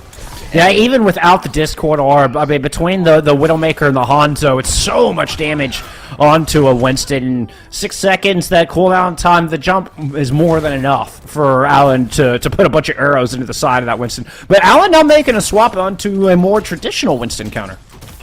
Yeah, gonna swap to the Reaper just only to shut down Empty at this point. But again, we still have to look at this Widow duel because Vibing did just win it in that last fight. Empty's gonna try and maybe look. I mean, it's gonna be hard for Empty to really do anything because of that Reaper, and especially when the Zenyatta and Widowmaker are playing on the opposite high ground. Empty's just getting forced out, and the bubble's forced out. It does not look like they'll be able to get engaged. They just have to kite out. But again, it's gonna be so tough. Vibing, if Vibing's able to find the tank, I mean, it makes it so much easier. It looks like they're just gonna be able to walk in for free now. Yeah, that was ridiculous. Now has the sights, which clear advantage over Chinolson up top. And it looks like the Winston Cup is working thus far. As a great Suzer on the inside from more Rubik's. Denies any efficacy out of Allen's Reaper in those close quarters. And this is going to be first point picked up. Yeah, and Vibing is just doing so much work on this Widowmaker, able to find a lot of key picks and just kind of force No Limits to play scared, right? I mean, they aren't able to poke out this Winston as much as they would like to because they're worried about Vibing finding the headshot. And I mean, now on the side of No Limits, though, they're going to have a lot of ults. It looks like Empty's going to swap to the Reinhardt, which I kind of do like because you're not going to get any value with the Winston. Everybody is playing so far back for you to get the dives that even if you do jump in, you're probably just jumping on the Reaper and you're just going to die. So swap to the Reinhardt. It's going to make it a little easier for them, especially because you're going to have that huge 1000 HP shield that's going to help protect you and help you walk in. But No Limits are going to have ults to kind of stop that. They have the Amplification Matrix is going to try and force out Empty. But we're seeing No Limits is getting a lot of space for free right now, and it looks like Empty's going underneath the Lucio, and they're going to run in on this backline right here. Oh, Allen was looking for a place to use that Death Blossom, but it looks like Ushi's daycare are going to pull the trigger first as the Kitsune Rush goes all the way into the back. And, oh, the pin will finish off Weak, and Allen never found a good spot to rescue. Yeah, that was also a really smart rotation on the side of Ushi's daycare. They don't take really any of that poke damage before going in. They're able to just walk in with that Kiriko. Kind of caught No Limits, by surprise. And now Vibing's going to swap to the Echo. This is a very interesting pick because I don't know if you're going to really be able to get good angles in this inside portion. As Chinolson's going to swap to the Hanzo too. I mean, that was going to be one of the things that was going to shut down Vibing on this Echo. But we'll see. No Limits does have 4 ults. They might be able to get a good recontest if they're able to touch, and they're going to touch with Transcendence. Woo! That was close. That was close. Having to use the Transcendence for the Sound Barrier does land just before the Gravitic Flux is able to connect. And Vibing finding some value out of that Echo. Death Blossom finally unleashed here, but the shield is good, and the Shatter is better as No Limits actually managed to get some kills through the Gargantuan Shatter from Empty. All attention now turned on to Oboe, but the heals have been absolutely spectacular, and the sustain unbreakable here from No Limits. Yeah, the Shatter was huge, but Wink is just able to keep the Zenyatta from No Limits alive through that entire time because of they were just able to hard pocket them, and then it allows Oboe to find value onto that backline, able to get those direct hits, able to find those picks. And Ushi's daycare, they're still running the Echo. I mean, Vibing did get a lot of value. They have their ultimate now. Lazy Titan swaps to mid, which has been looking very good for them when they're running these Ryan comps. So, I mean, honestly, this could be very good for them if they can get a good rotation going, but Moririx might get picked out right now, has to use their regenerative burst, but I mean, we'll see, because neither team really has ults other than Vibing's duplication, so we'll see how this next fight goes. They might try and play aggressive with it, force out the immortality already, and splits this Sigma. It's not looking very good for them. You can just tell by the way Empty was building up to that, like had a bit of runway coming up, got some speed, and just unleashed on Oboe. It almost felt like the further and faster you got there, the more damage Empty was going to do. That's how that looked to me. Yeah. Yeah, of course, and also a big duplication by Vibing. I think they kind of used it to stay alive, though. It looks like they were trying to take that off angle and then probably got forced out. Go to the Hanzo, they're able to find the pick, and then they're just able to win off of that, able to help push into because of a huge wall, too, on the side of Lazy Titan, able to split the Sigma off. Now that it looks like they're running the Orisa, they're going to try and sustain these engages more, and it looks like they're going to be opting for this brawlier comp with this Orisa Bastion again, and probably kind of set up the Zen on some kind of off angle, get value from that, so that kind of constant pressure. Also, discording Empty is going to be huge too, it's going to stop the engages, but they also they're going to split up this Orisa, but it's going to be hard to kill them, and it uses the immortality too. It looks like they're not going to die, and the window comes out. Orisa just has so many good cooldowns to counter what May wants to do. So Obo pretty fearless about holding this corner, particularly with the amplification matrix up. Empty is sitting at about 100 health. Wow, that wall just saved their life. That energy javelin would have sent Empty into the depths below, and the wall comes up just in the nick of time. Now Alan is down, and Ushi's Daycare, they have an opening that they have got to take advantage of. Yeah, it looks like they're going to try and teleport to this other high ground and probably kill this Zen Hanzo. Oh, but Vibing gets picked up as he's looking for it. They do get the teleport, and they are going to find Wing and the Zenyatta on the side of No Limits, so it still is very huge. Huge shot from Chin Olsen, but it doesn't really look like it's going to help out that much because they lost their support line. But well, it's a split second late, right? The teleport's already down, and Vibing's job was done. Yeah, they would want to be there with their team to help clean up, but Empty and the two supports are able to just mow through that high ground, and though the time is less than No Limits to put up, there's still a lot to work with, and Ushi's Daycare have made a nice rotation around the outside. No Limits are matching it, wheels down from the Bastion, pouring in damage from across the way, but Ushi's Daycare are able to take some cover behind these pillars. Now with the sound barrier, they're going to get aggressive, but Eagle, who is able to drop her sound barrier, the Transcendence, and No Limits are staying right here on top. The Shatter's going to pick up 3, though! Empty says you're on top, I will lay you on your backs. The Blizzard is there, won't hold Obo, but as soon everybody else is down and the Terror Surge falls on deaf ears, Alan is able to grab one, but it's not going to stop this cart from moving, and the swap comes in just before the Dragons might have actually done some damage, but reinforcements are here. This Tracer might be too difficult. The recall is out, the tags are starting to come through, the Suzu is down, and Eagle, who was able to stay alive. No Limits stagger out perfectly to stop this cart, and they're able to start getting reinforcements back here. This is going to get messy real quick with Empty falling down. Ushi's Daycare might not get the job done in this one. yeah, and Obo, oh man, Obo gets a 3k at the end. And yeah, a really good recontest on the side of Chin Olsen, was able to stay alive long enough for the rest of the team to come back. But there was also a lot of these picks that they were able to find, you know, as the fight went on. They were able to use Terror Surge to get one pick, and really they were trading like an ult for a pick, and that kind of helps them out, because in that recontest it was only Empty and Piper that were on cart. And going into this next fight, Ushi's Daycare only has this you know, this Symmetra wall. No Limits doesn't have anything though. They had to make a lot of swaps, they had to use a lot of ults to win that last fight, so Ushi's Daycare is at the advantage, and they might be able to build some of these ults mid-fight, depending on how they do, but it looks like they are going to use the Symmetra wall now, and they're going to try and walk in and see what they can do. Photon Barrier, very powerful against this composition of No Limits. Gotta get some kills on the back of it, though. This is a huge advantage. Ushi's Daycare, you need to find something with it. Finally, the teleport comes in, and Vibing is able to push into the back. Looking to isolate Alan off of this outside. Obo is taking a lot of damage as well, but the Suzu is there. Obo remains standing, but Alan does not. Matrix now up for Ushi's Daycare in a 4v4. Sound Barrier comes in as well. Still, Obo is on all 4 feet and holding this cart down. Nobody seems to get close. Empty has come up on yet another Shatter, looking for somewhere to use it, but there's a Terror Surge there. Everybody shuts it back out. Morix dies despite having the Immortality field up. Obo was able to get Lazy Titan as well, and No Limits will deny Ushi's Daycare the 3rd point, stopping the F1 card shy in the hotel. No Limits going up to championship point, taking Circuit Royale. Yeah, Ushi's Daycare just wasn't able to force Obo out, able to sit there that entire time getting pocketed by that Baptiste, and it also allowed their DPS to get a lot of value over time because they were not really getting pressured, and that's what really helped them on that 3rd point. They were able to get their Bastion set up on an angle, they were able to get their Baptiste set up on an angle, they were just able to get value over time with that, and it just made it so hard for Ushi's Daycare to try and walk in, because they had to take so much damage to get in. The only times they were able to actually get a good engage going was when they used that beat, and they were able to walk in like that because you have less fears, because you're not going to get melted down as quickly. But I mean, overall though, it was pretty good. It was a very good map again, because we got to see a lot of adjustments get made, right? We saw Empty swap over to that Reinhardt. They ran this brawl style, and it helped them out so much. And I know I kind of talked about before the map that none of these maps really favored Brawl, but I guess it really doesn't matter. Empty's going to play Reinhardt whenever Empty wants, so, you know, it looked very good for them, but this third point was just so tough, and you also lost so much time early on in the map that it made it just a lot tougher to really get value from in that third point, just because you had to walk in. I mean, Obo was also able to get so much value too. And again, also huge swap on the side of No Limits. They swapped to that Orisa. They were able to hold back this Brawl on the side of Ushi's Daycare, and it just looked very good for them. Good adjustments on the side of both teams that we saw. So, you know, going into this next map, we are. Let me bring up. Do we know the map type already? It is Control. So, depending on the map, I don't necessarily know the map choices off the top of my head, but some of these can be pretty good for that Reinhardt, which, again, Ushi's Daycare, if they want to run, we have seen that they like that Rein duel. They're able to win that Rein duel.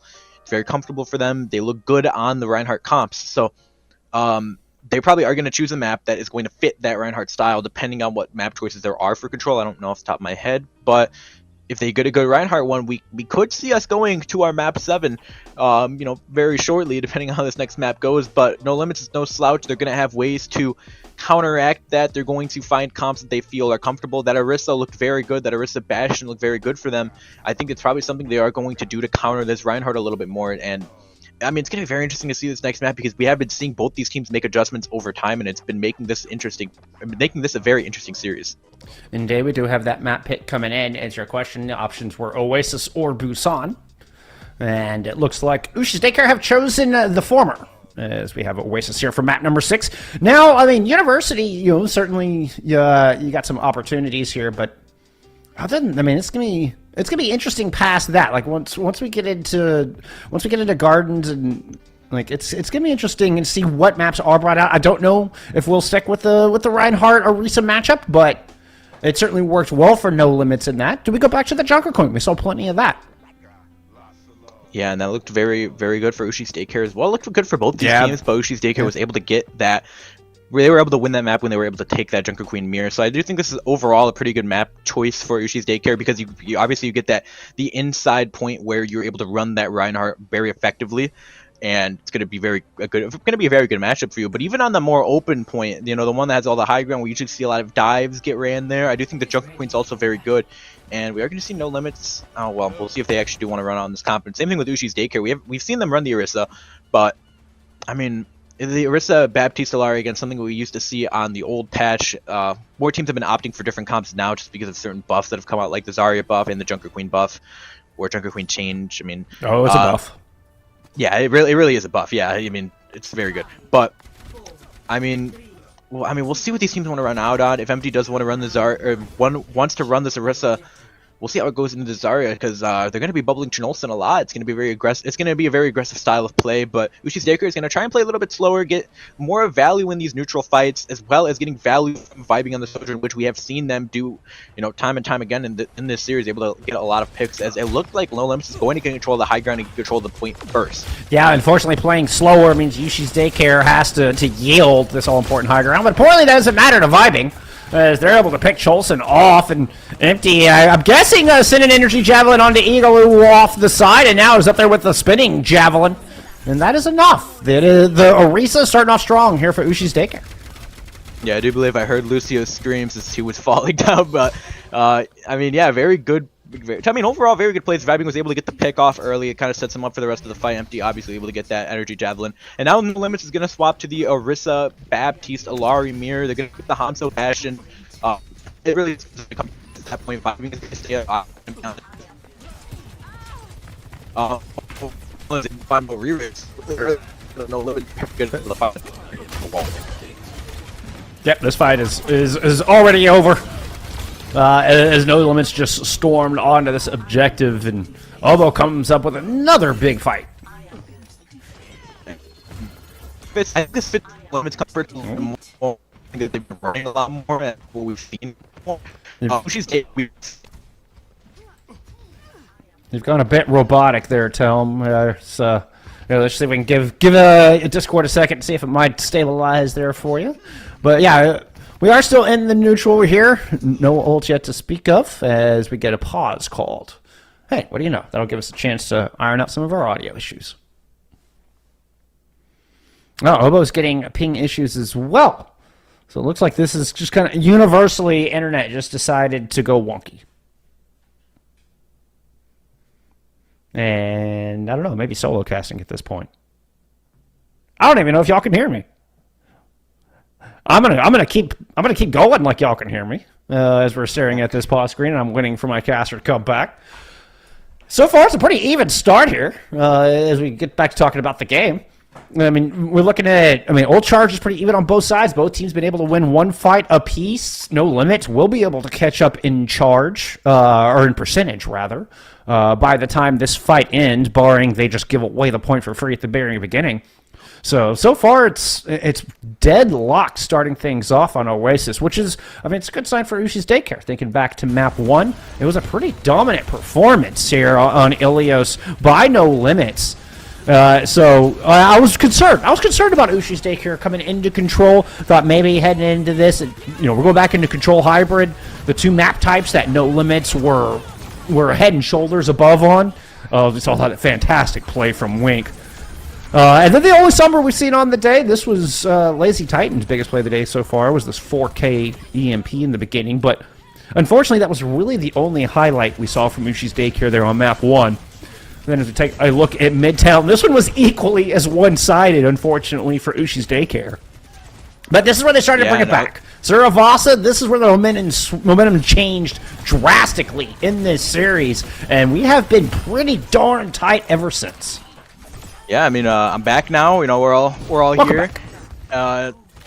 Back now, able to see the game. We're doing good now. But yeah, it's been a very close series overall. We've seen a lot of good plays by both these teams, and I do think some of these kind of map wins have come down to kind of the map style and how they've actually kind of thought of the map and how it works. Rather than just kind of individual plays. If you get what I'm trying to get at, kind of like right with I do think they just had a better understanding of Flashpoint, and as well as Push, they were able to win certain fights that were just so important. Rather than they won every fight, it was winning the important fights, which is much more important at this point. So well, I felt even on Push, it by my eye test, felt like Ushi's Daycare was winning the majority of the fights, but No Limits was doing a really good job with the bot management, and so Ushi's Daycare was getting like 10 meters or less from some of these fight wins. So I'm willing to bet that the elims were a lot higher for Ushi's Daycare there on Coliseo, but No Limits, they stayed in it by just smart bot control. But in the end, Ushi's Daycare did end up winning that map, and that's where they tied the series, and it's been real interesting ever since. Yeah, and again, just very good play overall. And we are in our finals. This is kind of the last game. A lot of these teams are probably going to play with each other. So, you're going at it very, very strong. And, finals, you get different energy. It's just overall like a different feel when you're in some of these important games. As we are back into the game. Both teams are back. And No Limits is that it's going to be very hard to push into this defense that they have set up, because you're going to have to try and push past Oboe. And even if you do, you have to watch out for Allen. You have to watch out for Janolson. But it looks like Empty found Janolson with this energy javelin again. He just has the lineups going. There's another one. And helps him win. And another one. That way, I think they landed on the mini, though. That one didn't go into the drink. But Oboe in a lot of trouble here. 45 already used. The spinning javelin now used, and there's just no cooldowns left. And it's going to be a Terror Surge coming out. Now he gets caught in that one. Oboe is super low as well. Just can do nothing but watch their friends fall around them. Yeah, oh man, this huge plays by this Orisa here. We have Empty's been hitting these, and overall they've had a good series. The Reinhardt, they've been looking very good, but I do think also that second energy javelin, I do think it was on the Hanzo, and then they were just able to kind of jump back up, because yeah. I think that's what it was. But overall, still very good. Kind of forces out the abilities, able to get the pick later on. And now going into this next fight, Ushi's Daycare, they have 4 ultimates. No Limits is also going to be coming up on 5 of their own. So it's going to be very interesting to see how this plays out. If they can use their ultimates early, then they might be able to kind of snowball this point. But we'll see what goes on. It looks like No Limits is going to try and take this high ground. They're going to probably use their ults from there. Ushi's gonna pull the trigger. Captive Sun first. Up to the high ground goes No Limits, and the Sun is up there to greet him. Landed on Shanolson, who's somehow able to survive. The blade is there. Shanolson eventually goes down, but the Terror Surge from Oboe is able to equalize. Now Wink is gonna throw in a Captive Surge of their own. That one, just gets absolutely denied by Vibing. There with the overclock. It's a 3-piece for Vibing once again here on the Sojourn. Yeah, Vibing on the Sojourn has been so strong. They've been able to get so much value throughout all of these maps, and especially there, they're able to kind of clean up this map. And No Limits probably does get a touch, but it's not going to be a very good fight for them. They do have the ultimates, though. If they're you know, their players are able to get back, and it looks like Obo's going to be able to touch the point, and there comes Passionate. Allen finds a huge pick on a Vibing to get this fight started. But No Limits are going to have to do this without their Baptiste. Alec falls back towards that healing pylon, but eventually will get taken out. Lazy Titan there to clean up Obo, and this is going to be Yushi's Daycare taking our first round on Oasis, and one step closer, sending us to that elusive map 7. Yeah, I mean, it's just hard for No Limits to get that last touch there, but I mean, it really came down to that huge ult fight that we saw. You know, ults were coming out back and forth, and it looked like Ushi's Daycare was just able to kind of get that last one. A huge pick from Lazy Titan, able to find the Baptiste and get the Hanzo to 1 health. And Empty was also getting these energy javelins. Again, it comes down to a lot of the individual plays that they're able to make too. You know, whether it's with the ultimates or just their abilities, they're able to find a lot of value individually, and that's been helping them out throughout this entire series. I mean, they've been looking very good. But we're gonna go on to this next point. We'll see, because if it's the inside point, they could be in an advantage again, because they are gonna get this brawl matchup style, and it looks like it will be the inside point. Ushi's Daycare looks like they're gonna be keeping this Arista. They're gonna be just trying to hold Obo at bay as he's trying to walk in as this Reinhardt. But we'll see what kind of value they're gonna get. Allen's gonna swap over to the Mei off of the Hanzo, so they're gonna be playing off these walls, playing around Obo a little bit more. But Ushi's Daycare hasn't really made any changes at all, so they really trust this comp, and I think it is going to help them out a lot if they're able to find, if Vibing's able to find the value that they like, and it looks like they're doing a lot already. But God, look how fast No Limits is playing, though. No Limits is already at Ushi Daycare spawn. Like, they're already on their side. They've circled back onto the objective now after finding that first pick, knowing that they can just plant themselves on this objective. Janolson did fall. I think Vibin popped him from up top. And Obo is going off the side, but a little boop sends Empty down there with an Eagle, making sure that everything is even Stevens here. Well, I say that. At least making sure that No Limits gets the point. Even Stevens as far as trades are concerned. Yeah, and you were right. I mean, No Limits just played so much faster, able to find the pick early onto Piper, and then able to take that high ground. And that's really what they're going to be looking at. They don't want Ushi's Daycare to take these longer fights, because Vibing on that Sojourn is so dangerous, able to get so much value in these longer fights. But aside of No Limits here, if they can take these quick fights, get value from the fact that they have their Reinhardt, they can play around that shield, they should be set up pretty well. But I mean, Empty is going to be able to hold them back. The Maywall doesn't really find the value they would like, and it looks like somebody's already set up on that off angle. So we'll see. It looks like they're just going to be holding the space here, but Wink already has this window, so it could be assigned to engage. Lazy Titan's poking from that outside. Started using the deflection. Vibing is trying to pincer in from the other way. So Obo and No Limits, kind of feigned like they wanted to push up, but thought better of it. Maybe even have to use that immortality field early just to ensure there's no fatalities there. Vibing still just sitting here unwavering with the overclock, but it's a Captain Sun from Morelix that really kicks this thing off. But the return fire is there. A couple of haymakers from both sides, and Ushi's Daycare find themselves on top as far as player advantage. Yeah, I mean, just really good plays overall. Ushi's Daycare able to use that Captain Sun, able to get some value from that. Now, No Limits looking at their ults. It looks like they're going to have everything coming up, and Ushi's Daycare also has 4 ultimates of their own, which is, I feel like this is something we've seen already. I mean, it looks like Ushi's Daycare is just also going to be able to use these ults first again. We'll see how this next fight goes. Looks like No Limit's going to try and take this high ground, force the Sojourn off, and at least force the slide, but they have their ults. They can use the window up here. We'll see what they want to do, though. It looks like they are going to try and play aggressive with that window, though. Maybe use that Blizzard as well. We'll see how this next fight goes, though. As Piper gets picked off early, and it doesn't look like they're going to need to use any of these ults. Yeah, Ushi's Daycare just kind of split up all over the point, scattering to the wind, trying to create a horseshoe around this objective, but No Limits recognizes it, and they all just rush down. Who was that? Morelix immediately. Or was it Piper? I think it was Piper. Piper. They all just rushed down Piper right out of the gate, and then it's just one by one. Yeah, and a very good target focus on the side of No Limits, just all able to commit onto that and able to get that pick, and now they have 5 ults to hold this point. I mean, on paper they should win this, but we'll see what Ushi's Daycare is able to do if they're able to use their ults effectively, and it looks like we're going to see a huge ult. Oh, the blade! Oh my goodness, that somebody was there just in time. Everybody was bunched up at so low. I thought Lazy Titan was about to get a quad kill with one swipe, but the sound barrier is there just in the nick of time, and No Limits are going to hang on, looking to send us on over to City Center. Yeah, we might get a touch from this Tracer. We'll see. It looks like Vibing might be able to get... Yeah, they're dead. I don't know if we'll be able to see a good recontest, and yeah, Nope. Yeah, it's... I mean, overall, though, No Limits was able to save all their ults for that huge fight. Huge beat drop that was able to keep them alive through that ult, and they were able to use the immortality field. They were able to use their own ults to find picks as well. Really helps them out And now we're going to be going into this last point, which is not very, you know, brawl favored, right? I don't know if we're going to see these styles. I think it could work if you can play it correctly, if you can kind of hug the mega health pack towards the cars. If you can play around there, I think the brawl is going to be able to get some value. You can kind of hold point 2. You don't have to commit everybody on the point. You can just put your tank there and then hard pocket them. We'll see what No Limits wants to do. I mean, we did just see a Winston, I believe. And please don't tell me I'm gone. No, you're still here. I still got you at least. Oh, thank God.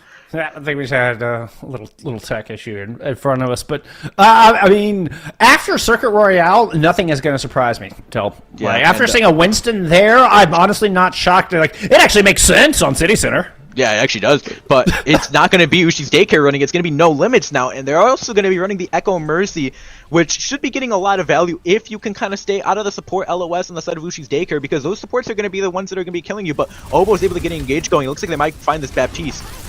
Oh, but it is just Kiriko heals to keep Obo alive as they try to push and pull into the back line. Ooh, Lazy Titan overstepped there. Yeah, you can't deflect that Tesla cannon. And up onto the high ground goes Obo. Finds Piper up there, and a wave of sticky bombs landed on him as well. All of Ushi's Daycare is trying to retreat out towards this street side.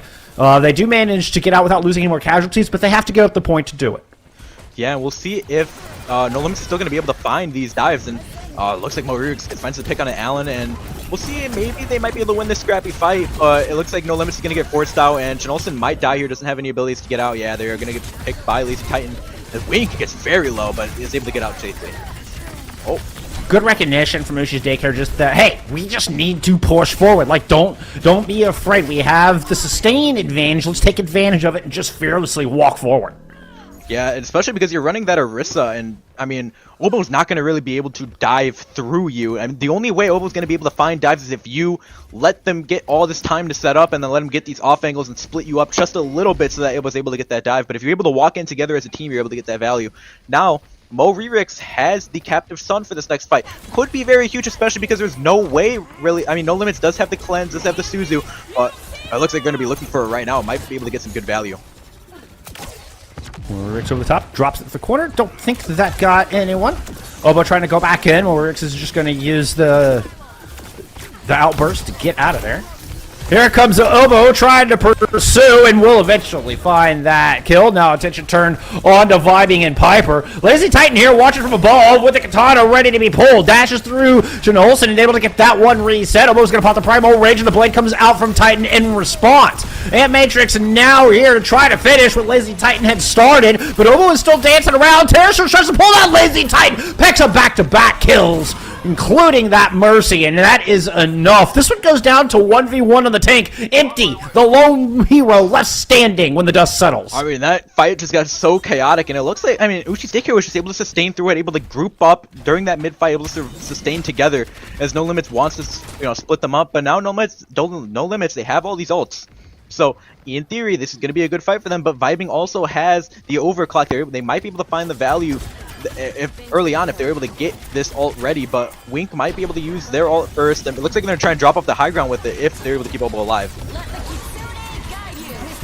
Last chance for No Limits on this map, and Obo is going to get popped out of the sky. The Consumer Rush is not going to keep you alive through the overwhelming damage from Vibing, and once again, they find a huge multi-kill with this Aura. Give them the 5th. Come on, you want the ace. Go get the ace. We'll not get the ace, but you get the map win, and that's just as good. And as I said, Vibing was able to find the value with their overclock, able to kill 3 and then get another, I think, outside of the overclock, and then almost got that last one too. But, I mean, it was very good by Ushi's Daycare.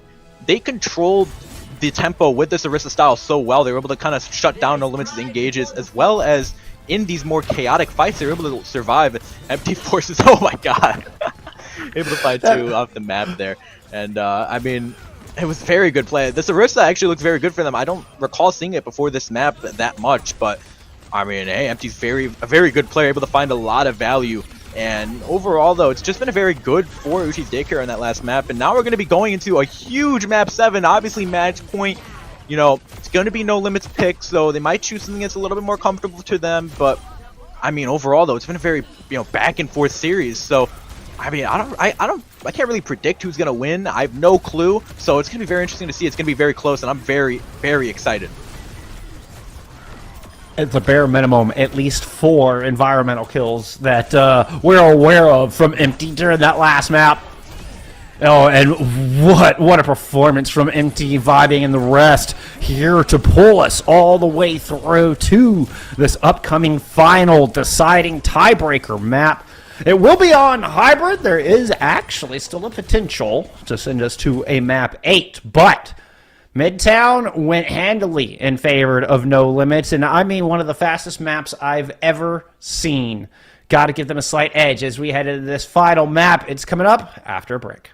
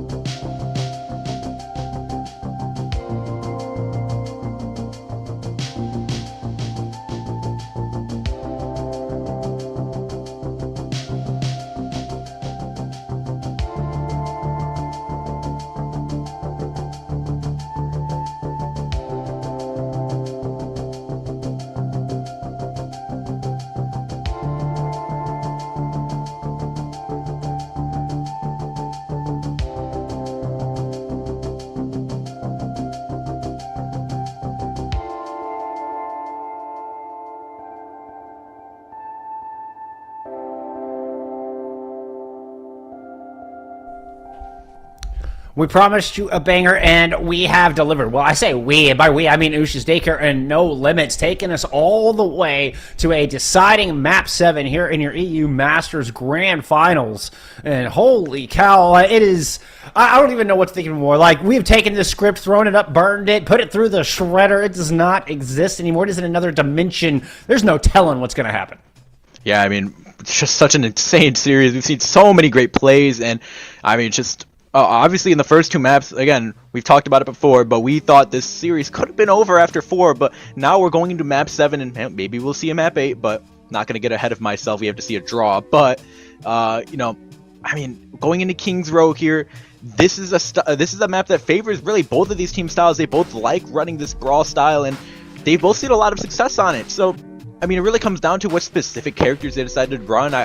Might see the Reinhardt duel, we might see an Orisa duel. It's going to depend on what these teams are feeling. But overall, though, it has looked very, very good for both sides when they're running the Brawl comps. So I think we are going to be in tune for a very good 7th map here. And, I mean, it's going to be so... Obviously, it's going to be deciding the series. We're going into match point. This is the most important map of the series. And, you know...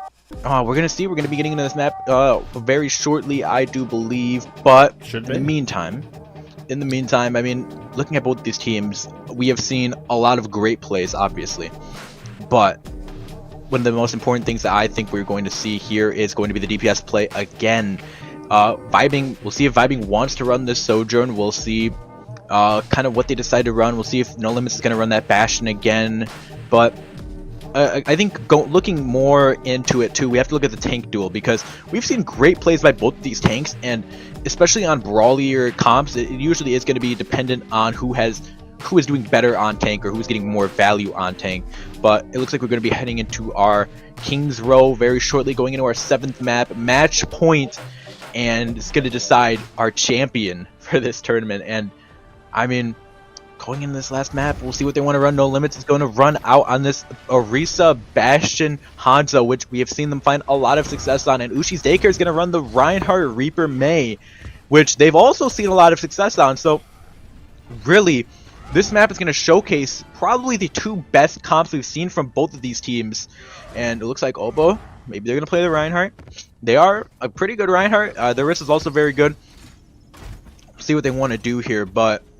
I mean, really, I mean, this is going to be kind of the clash of the style, or clash of the comps that have seen most success in this game. And I mean, I'm very excited. We're going to be in tune for some very, very good Overwatch, and we'll see how this first map goes. It looks like Chernolson's gonna, never mind, they are gonna swap to the Bastion again, and yeah, we're gonna see this brawl style. We'll see how this goes in this first fight. So what I find most important here is, I mean, No Limits just dominated on the other hybrid map that we saw, but, you know, Ushi's Daycare has been really good in this brawl matchup, and Obo coming out on this Orisa. Got caught by the wall, but is able to use that Fortify and stay alive through the initial onslaught. Vibe's going to work around to the outside, make sure there's no flankers coming up the top, as it was Wink that was trying to go up that direction. Meanwhile, Obo is trying to go through Hotel, and No Limits just trying to tackle this point from all different directions, and it seems to be working, especially when Allen is able to take down 2. Sight's now set onto the Lucio. We'll find that one, and 1 and done for No Limits on point A. Yeah, Allen on this Hanzo was just so dangerous, able to find a lot of value over time, able to get those huge picks to clean up that fight. And now Ushi's Daycare, they're going to swap to... Okay, they're going to swap to Mercy. Oh no, okay, they're going to go Bapillari. They're going to go okay, so they're going to go the Orisa comp. They're going to go the Bapillari, Orisa, Sojourn, Genji. They basically completely swapped everything. But you put Vibing on this Sojourn, which has seen so much success. I thought we would see it again at some point, and here we are. No Limits is going to obviously stay on this comp. They saw some success. Allen's going to be building up this Dragon, and I mean, we'll see what's going to go on here. MP's shown a very good Orisa, but they're going against Obo. It's going to be a tough duel, and you have to watch out for Chernolson's going to get so much value with these Bastion forms, but going to force him back, and now we're kind of just going to see the neutral go on. Yeah, all eyes are up on that window, and Obo knows it. The threat coming from Vibing on high has been an absolute powerhouse all day long, but Dragons to buy some space, and it's the green light for No Limits to try to push through. Let's see if they can get the space. Allen wants to go up to the high ground to try to challenge Vibing, ends up backing on down. Our 2 tanks just peppering down at each other. Obo was going to make a move, wanted to move up to that next corner, thought better of it when they realized that Vibing was down low and holding that spot alongside Empty. But with this amplification matrix, No Limits will eventually be able to purchase this precious real estate. They've got Ushi's Daycare now caught in a corner. They're able to pick up a pair of kills. Spinning Javelin to take Piper out of their immortality field. The Javelin misses there, but follow-up shots on point. And No Limits continue to dominate as they win another fight. Yeah, and No Limits was able to just buy so much space with these ultimates. They were able to take that first corner with that dragon, and were able to force Ushi's Daycare to play so far back, and then they were able to use that window to take the next one, able to find the picks and win that fight. Which, I mean, No Limits, they've been showing a lot of very good ult usage, and now going into this next... Oh, Lazy Titan gets picked off. That's very bad, and it looks like Ushi's Daycare is going to have to play even further back, give up even more space. And No Limits, they have 3 ultimates, and if they can use these right, they can get a lot of space here, but this third point's so tough to play as an attacker, especially when Ushi's Daycare is going to be able to build these ults. It looks like the fight's going to go on. Both support ults are going to come out on Ushi's Daycare. Vibing was dancing around inside that mega room. Woo! Morks is able to find one late, the very back of the captive side. We get one of those detonations, and it's a couple of kills finally going in Ushi's Daycare favor. Piper does fall. Defense is not out of hot water just yet, but they do manage to pull through despite losing their Baptiste. Yeah, and well, the thing is though, also No Limits didn't use any ults there. Ushi's Daycare had to invest both the support ults, and now you're going into a it's going to be a 3 versus 3 right now in terms of the ults, and it's going to be, I mean, I think it might favor Ushi's Daycare just because they have the space right now, and especially Vibing with that overclock, but it looks like he's getting forced out, and it's going to be a neutral fight. We're probably going to see the Captive Sun come out though on the side of Wink, might be able to find a lot of value. Looks like they're going to look for it right now. But Obo is just running right into the backline with horse blinders on. Wink drops the Captive Sun. And we finally get some ults starting to get used from this offense. Lazy Titan was kept at bay by the immortality field, and Obo has maintained this very aggressive positioning.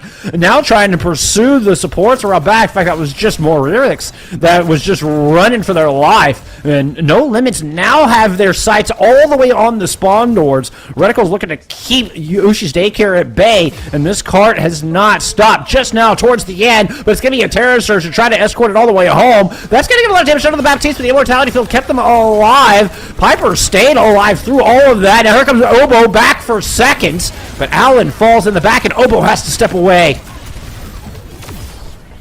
Vibing is able to find 2 huge picks, 3 able to clean up that fight, and that was just a very long fight, but it also, you have to look at the ultimates that got forced out. No Limits used 3 ults, and going into that fight, I was kind of expecting that No Limits would be able to clean it out because they had 4 ults compared to Ushi's Daycare's 1, but Ushi's Daycare was able to kind of play it a little slow, get Vibing that social, and Lazy Titan able to find the pick onto the Baptiste of No Limits. Gonna kind of stall No Limits now. They only have the Bastion ult, and Ushi's Daycare is gonna be able to build both those support ults again. I mean, that was just a tough fight to lose because you had the ult advantage, and now you're going to be down on ults for probably the next 2, maybe 3 fights, depending on who Ushi's Daycare wants to take this. So it's looking very good for them. But again, this third point's very hard to take on the attacker side just because they can get their DPS set up on the high grounds. As the window comes out, it's going to force Obo to back out probably. Yeah, Obo not able to get through with the javelin spin. Was hoping to push in front of it, but has to just back up to the corner. Moryrix backs up to heal Empty. Thought about getting aggressive, uses the outburst to get away from the artillery strike, but Vibing does get caught in that. So the star DPS player from Ushi's Daycare here is now gone. Allen's able to pick up another one. Wink from the outside, keeping the team alive. Pilots ready. Captive Sun at the go. No Limits has everything they need. Captive Sun thrown in, will not get gobbled up. Terror Surge used to try to counter it, but that bonus Fortify will not be enough. Don't know if there's going to be enough follow-up here on Moryrix's Captive Sun, as they're going to get picked out of the sky, and it's just stall tactics from here on in. No Limits will complete, and with quite a bit of time left to boot. Yeah, and I mean, in that last fight, they only needed really 1 ult to win that. It was Chen Olsen's Bastion was able to find picks, forced out a lot of abilities, and just made No Limits push a lot easier. I've talked about that they were going to be an ult disadvantage, but it didn't matter because of how good No Limits are with these ults. Other than maybe 1 fight, they've been very effective with these ults, and only having to use 1 to win some of these fights is so important, right? And able to get so much space with just 1 ult, right? They kind of won second point off of that. They won second point off of being able to use these ults effectively, and just get so much space off of 1 ult and then able to take the rest of the fights from there. And I mean, that was a very good push from them. That third point, they got halted a little bit. I mean, their big ult fight kind of got shut down, but they looked very good. Their first 2 points were very dominant, and now Ushi's Daycare, they made the swap to the Orisa. It helped them out a lot. They were able to hold back Obo and No Limits push, and we are going to see a pause on the side of No Limits, whatever it may be. But I mean, looking at this is part of having such an international team as No Limits has, players playing from all over the world. So want to make sure pings are optimal here in map 7 of a grand final. So definitely can understand a bit of a pause called for here. But I have to agree. I mean, it was good adjustments there from Ushi's Daycare. They were able to stop the cart a little bit, but it seems like if Vibing's alive, they can win fights. If Vibing goes down, Ushi's Daycare's in trouble. It all seems to rest on their Sojourn player. Yeah, he's just able to find so much value in these longer fights as well. And, after No Limits uses some of their abilities, it just becomes so much, easier for Vibing to find those picks. Like when the Immortality Field or the Ilari Pylon, he's able to get those picks and able to turn these fights by himself. And as well as with that, the Overclocks, he's able to get so much value with the Overclocks, able to find, almost 2 picks consistently every time. And it's like, able to get so much value off of just that one, able to win fights like that. But No Limits, they looked very good. They were able to use their ults effectively across the entire team. And again, I'm gonna bring back that second point because it looked so good. They were able to use the dragon to force Ushi's Daycare off of that first corner, and then use that window on the next corner to win the fight. And that's just beautiful. You only had to use 2 ults for an entire point, especially on King's Row, where it feels like defenders can get set up very well, especially when they have those high grounds that Ushi's Daycare did have. But I mean, just looked very good for No Limits. And Ushi's Daycare, they made some adjustments. That third point definitely looked a lot better for them. We'll see if they can kind of take that into their attack, and maybe they'll be able to show another strong attack as well. Ushi's Daycare need it. It's now or never. This is grand finals. There's no more season left. There's no more maps left. Either you put together a good attack and you capture all 3 points, or you will be watching as vice champions as No Limits place the crown on their heads. Yeah, and it looks like Ushi's Daycare, they're going to be running that Orisa, Ilari, probably the Baptiste as well. I don't think they're going to run the Ilari Lucio, but yeah, you never know. Haven't seen it, and maybe this is going to be the surprise, but No Limits are going to run the same comp they've just been running. Do think it sets them a little bit better on defense just because it's easier for Allen to get the angles, it's easier for Chinolson to kind of hold space with that turret form, and Obo also could just play very defensive, but we'll see. I mean, defending in general is just easier than attacking, right? Because you already own the space. You're not trying to take the space. Exactly. It looks like Piper will play that Lucio, so we'll see how this works with the Ilari. I think it's a little tough just because you lose all that burst healing and that kind of group healing. So, I mean, it's going to be very interesting to see, especially going into this Hanzo and the Bash and able to do so much damage over time. It's going to be so tough. Ooh, a lot of resources used early here from No Limits, and Ushi's Daycare do not look dissuaded in the slightest. In fact, they've already found a pair of kills. Empty with a brilliant blitzkrieg play to catch 2 out behind Hotel. Allen in a bit of trouble up top, and 1 and done for Ushi's Daycare as well. Yeah, I mean, I guess you don't really need that much healing over time if you're just able to walk in like that. That's kind of the value you get from the Lucio. You're able to play so much faster than No Limits can. And yeah, Empty was able to, split off 2 key side of No Limits, able to get those picks, and that was just very beautiful. Very good push. We'll see how this goes for the rest of the map, though. It's going to be setting the Lucio on card so you lose that speed, but Lazy Titan gets the pick on the Baptiste. It's going to set them up very well. It's looking very, very good for Ushi's Daycare, but they do find the pick on the Lazy Titan, so they are going to have to play a little bit further back. Both teams just kind of holding their corners at the moment, but Allen's able to weave another kill in with the bow from that high ground. Yeah, just drops somebody. Look at this angle from Allen. Holy cow! It's forced the entirety of Ushi's Daycare back. Yeah, pushing past this choke is going to be so difficult because you have to watch out for Allen on that high ground. Your only chance of really contesting him is going to be Lazy Titan getting a good dive, but it's going to be hard to push for the rest of the team. Now, Moririx does have the Captain Sun here. Piper does swap back to the Baptiste. Not gonna need that speed boost, I guess. But I mean, Ushi's Daycare has the ultimates, but Piper gets picked off early by Allen again, and the Captain Sun still comes out though. Ooh, couldn't knock it out of the Chinolson despite having the Sunstruck. Is able to get that kill. Terror Search coming in looking for a couple because Lazy Titan's already got 2, make it 3 for Titan. And Empty able to pull everybody together, and looks like it's just gonna be enough. You know what? If you can't get up to Allen, you might as well pull Allen down to you. Yeah, very good play, and the Captive Sun on the side of Ushi's Daycare forces out that Immortality Field, able to obviously does a lot of damage, and then that's when Empty kind of you know, the neurons click in his brain, like, oh, now there's no immortality field, I can get so much value from my ult, and it also helps that Lazy Titan's able to find 3 with that as well. Now Lazy Titan has the Dragon Blade, Piper's gonna have the window soon, but No Limits has 5 ultimates, and it looks like they're going to engage with their Bastion ult right here. It's gonna find some value. Trying to go in on the back of it. Terror Surge is early pulling it in with the Dragons. That's 3 unleashed. Managed to get 1 with it. Empty caught out. Could not retreat. Just stuck in the corner because of the Dragons. So it does result in a team fight win. Good combo here from No Limits. It's expensive, but worth it. Yeah, you do use 4 ultimates to win that fight, but you're kind of saving grace here that you can kind of hold this little archway for a very long time just because it's so hard for Ushi's daycare to push in. But Ushi's daycare, they're going to have 2 ults right now. They're going to be able to get Vibing's overclock soon, so it's looking very good for them. They might only have to push this first corner with that window. Maybe Lazy Titan could get some cleanup picks with the Dragon Blade, but we'll see how this first fight goes. It looks like they are getting a lot of space right now. I'm curious where Lazy Titan's going to choose to go. It's going to be right in the back looking at the supports. During the amplification matrix, just jumping and dodging around. It takes out the immortality. In fact, that's all that was needed. As Vibing and the rest are able to get the job done while No Limits was distracted trying to fend off the Dragon Blade. Yeah, that was very good. I mean, yeah, you had the Orisa and the Baptiste looking at him while he was going for that Dragon Blade. Just built enough time for the rest of Ushi's daycare to find the picks on the rest of the team of No Limits. And now Ushi's daycare, they have 3 ults for their recontest, but Piper gets picked off early, but now Vibing has the window. Overclock is going to force No Limits to play back. They will probably not get a recontest here. No, here comes Obo. Is Obo going to get their time? Yeah, Obo has gotten the touch, pushed away from the Javelin spin, but Obo's able to use their own spin and contest. Terror Search now out from Obo. Mortality Field is down. It's empty, excuse me. Holy cow, that is empty, able to find 2. And now Obo eats an energy Javelin right between the eyes. And this point will get capped, and Ushi's daycare will be able to get this close high ground as well. Yeah, another great play by Empty, and it really does get set up by Ushi's daycare. Their little combo they did with the amplification matrix and the overclock, able to force out the immortality field and really force No Limits to play so far back because you don't want to get one shot. But they will still get the recontest, but now No Limits are going into this next fight. They're going to have a huge ult advantage, and again, this third point is so hard to push into.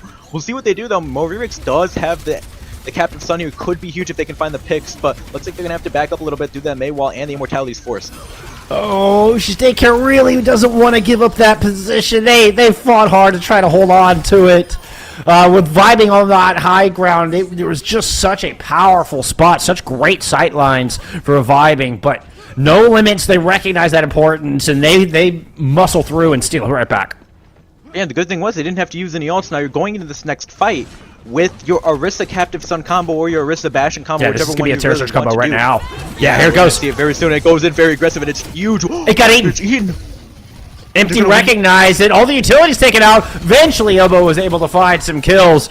Oh, despite the best efforts of Empty, able to gobble up that Captive Sun. Yeah, I mean, that was still crazy. Able to get that E. It didn't really matter though. Everybody was grouped up. Just the damage from the Orisa, they were still able to get the value. But going into this next fight, you're gonna be even if you're on the side of Ushi's daycare. You're really playing for the fight after this though, because you might get all 5 of your ults. Now, if you can win this with these ults, if you can win with the Captive Sun and the Blade, then you're set up for the next fight. But No Limits, it looks like they're gonna use the Bastion ult. It's gonna maybe find 1. Doesn't really look like if the Captive Sun is huge. Captive Sun is big, and here comes the Blade to try to follow up on it. Blizzard is there, might hold the rest of Ushi's daycare at bay. 3 were frozen up, and 2 of which are going to go down. But Lazy Titan was able to find the Baptiste in the back end of duel with Wink. That Wink is going to win, and that is it for that push. Yeah, another one down. Ushi's daycare running out of time. Yeah, Allen had a huge blizzard right there, forces Ushi's daycare to play back, and Lazy Titan actually was making really good plays, able to deflect the little Bastion grenade back onto him and able to find that pick, but just really didn't matter because his team was completely dead. Now Ushi's daycare, looks like they're going to swap to the Lucio, still have Piper on the Baptiste, so they're kind of swapping their Bap Lucio player, but they're going to have a bunch of ults here. No Limits only has this window. They're going to try and use it to hold back Ushi's daycare before the rest of their ults come online. No Limits playing very aggressive. And might regret it here. Starting to back up. The Terror Surge comes out from Empty, trying to catch him around that corner. Don't really get a whole lot with it. It'll get a Mortality Field from Eagle. Keeping No Limits up close and personal in this fight. 60 seconds remain here in our map 7. Ushi's daycare chasing around on this point. Vibing looking for some room to use this overclock. Lazy Titan's going in, but has to use that deflect early. Trying to get out. Didn't get the wall climb. Moririx ends up going down, and eventually the tactical grenade picks off Lazy Titan. 40 seconds to go. Oh, it's brutal, but I mean, going into this last fight now, I mean, we're only gonna have one more fight here. Maybe I don't even think we're gonna get to see a recon test. But No Limits, they have two ultimates right now. They're gonna be able to build the Bastion ult most likely. Uchi's Daycare only has 5 beings overclock, which we've seen has made a lot of great plays. But it's gonna be so tough when you have to deal with all these abilities. But Obo's gonna go really fast with this combo, and it might find a lot of value. I think. Just hoping for a draw here. Let's get a sound barrier as well as that overclock and vibing gets one with it. Maybe the most important one. The Bastion somehow still standing as the healing pylon goes down and Chinolson runs out of sustain. It is just Allen on this point trying to build up to the rest of this blizzard to make one last stop at the back of the point. Yeah, and they might find, yeah, they're gonna piece kind of late. We'll be in time for this next fight, but I mean, that was a pretty good ult from Ushi's Daycare, able to from No Limits, because they were able to force 2 ults for their own 2 ults. Going into this next fight, though, you're going to have both DPS ults. Ushi's Daycare has to rely on this Dragon Blade to get a lot of value, as well as maybe being able to build the Amplification Matrix. But we'll see if they're even able to get a touch. Artillery strike and blizzard. Oh no, so much AoE on this point. What do you do if you're Ushi's Daycare? There is nothing you can do, unfortunately. The cards were stacked against you at the very end. Man, it took all 7 maps. It took down to the final point, but No Limits. They stay the course and come out on top. They are your Masters Grand Finals champions here in a 4-3 win over Ushi's Daycare. Yeah, just a very exciting series, very long series too. I mean, you know, going into that 3rd point attack for Ushi's Daycare, I was like, well, maybe we'll get to see an overtime or something. Maybe we might get to map 8, but no, very good defense on the side of No Limits. They were able to get make a lot of good plays, and especially, again, they didn't have to commit on a lot of ults to win certain fights, and they were able to keep those ults for the next ones, and that's what really helped them throughout this entire series, right? That's why they were able to win this map as well as some others, but again, I mean, they very good plays on both sides, and really looking at this last map, it was kind of a huge clash of what we've seen both these teams being very good at, which is this brawl style, and it was a banger. We got to see go down to the wire, and yeah, overall, just a very good game. I mean, an AU Grand Finals ending on King's Row with a big brawl matchup, like, it felt quite serendipitous.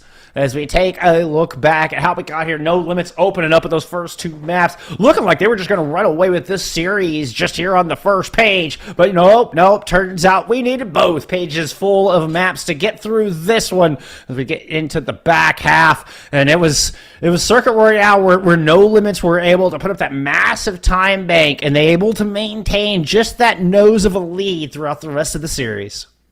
Yeah, it's just again, very good series, and as we've been talking about so many times, those first 2 maps, it looked like we were going to see a very one-sided series, but Ushi's Daycare, they came back and they put up a very good fight, able to win 3 maps after that, and again, this was No Limits' first map loss in the entire tournament. I think that's something we didn't really talk about a lot, other than like really early on after they lost that first map. This is the first time they lost a map, and we get to see a huge map 7 series along with it, so I mean, overall, it's been very good, and, you know, on paper, it really should have been one-sided for No Limits, because, you know, they haven't lost, and then you look at, they've already played Ushi's Daycare before, and they won 3, like, all, you know, maybe it's just going to be another sweep, but we got to see a very good game, just very good plays overall from both sides. That's fantastic. It was absolutely fantastic. And we're actually going to get an interview as well. So give us just a few minutes to get that set up and enjoy some of our beautiful Pixar. When we come back, we're going to talk to our winners. We'll see you there in a minute. In my heart it's beating, on my body's breathing. It's just you and me. In my heart it's beating, on my body's breathing. It's just you and me. I'm so caught in this, we're so lost.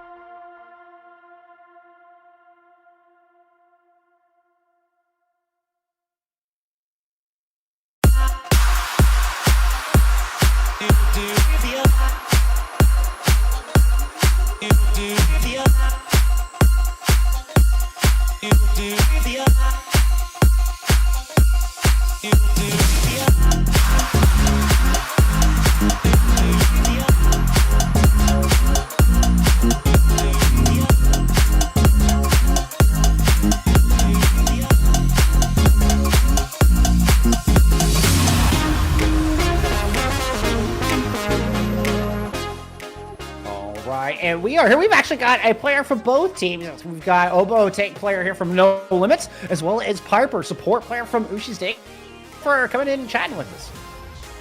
Hello. Yeah, I no am problem. Obo. Hi. Sorry.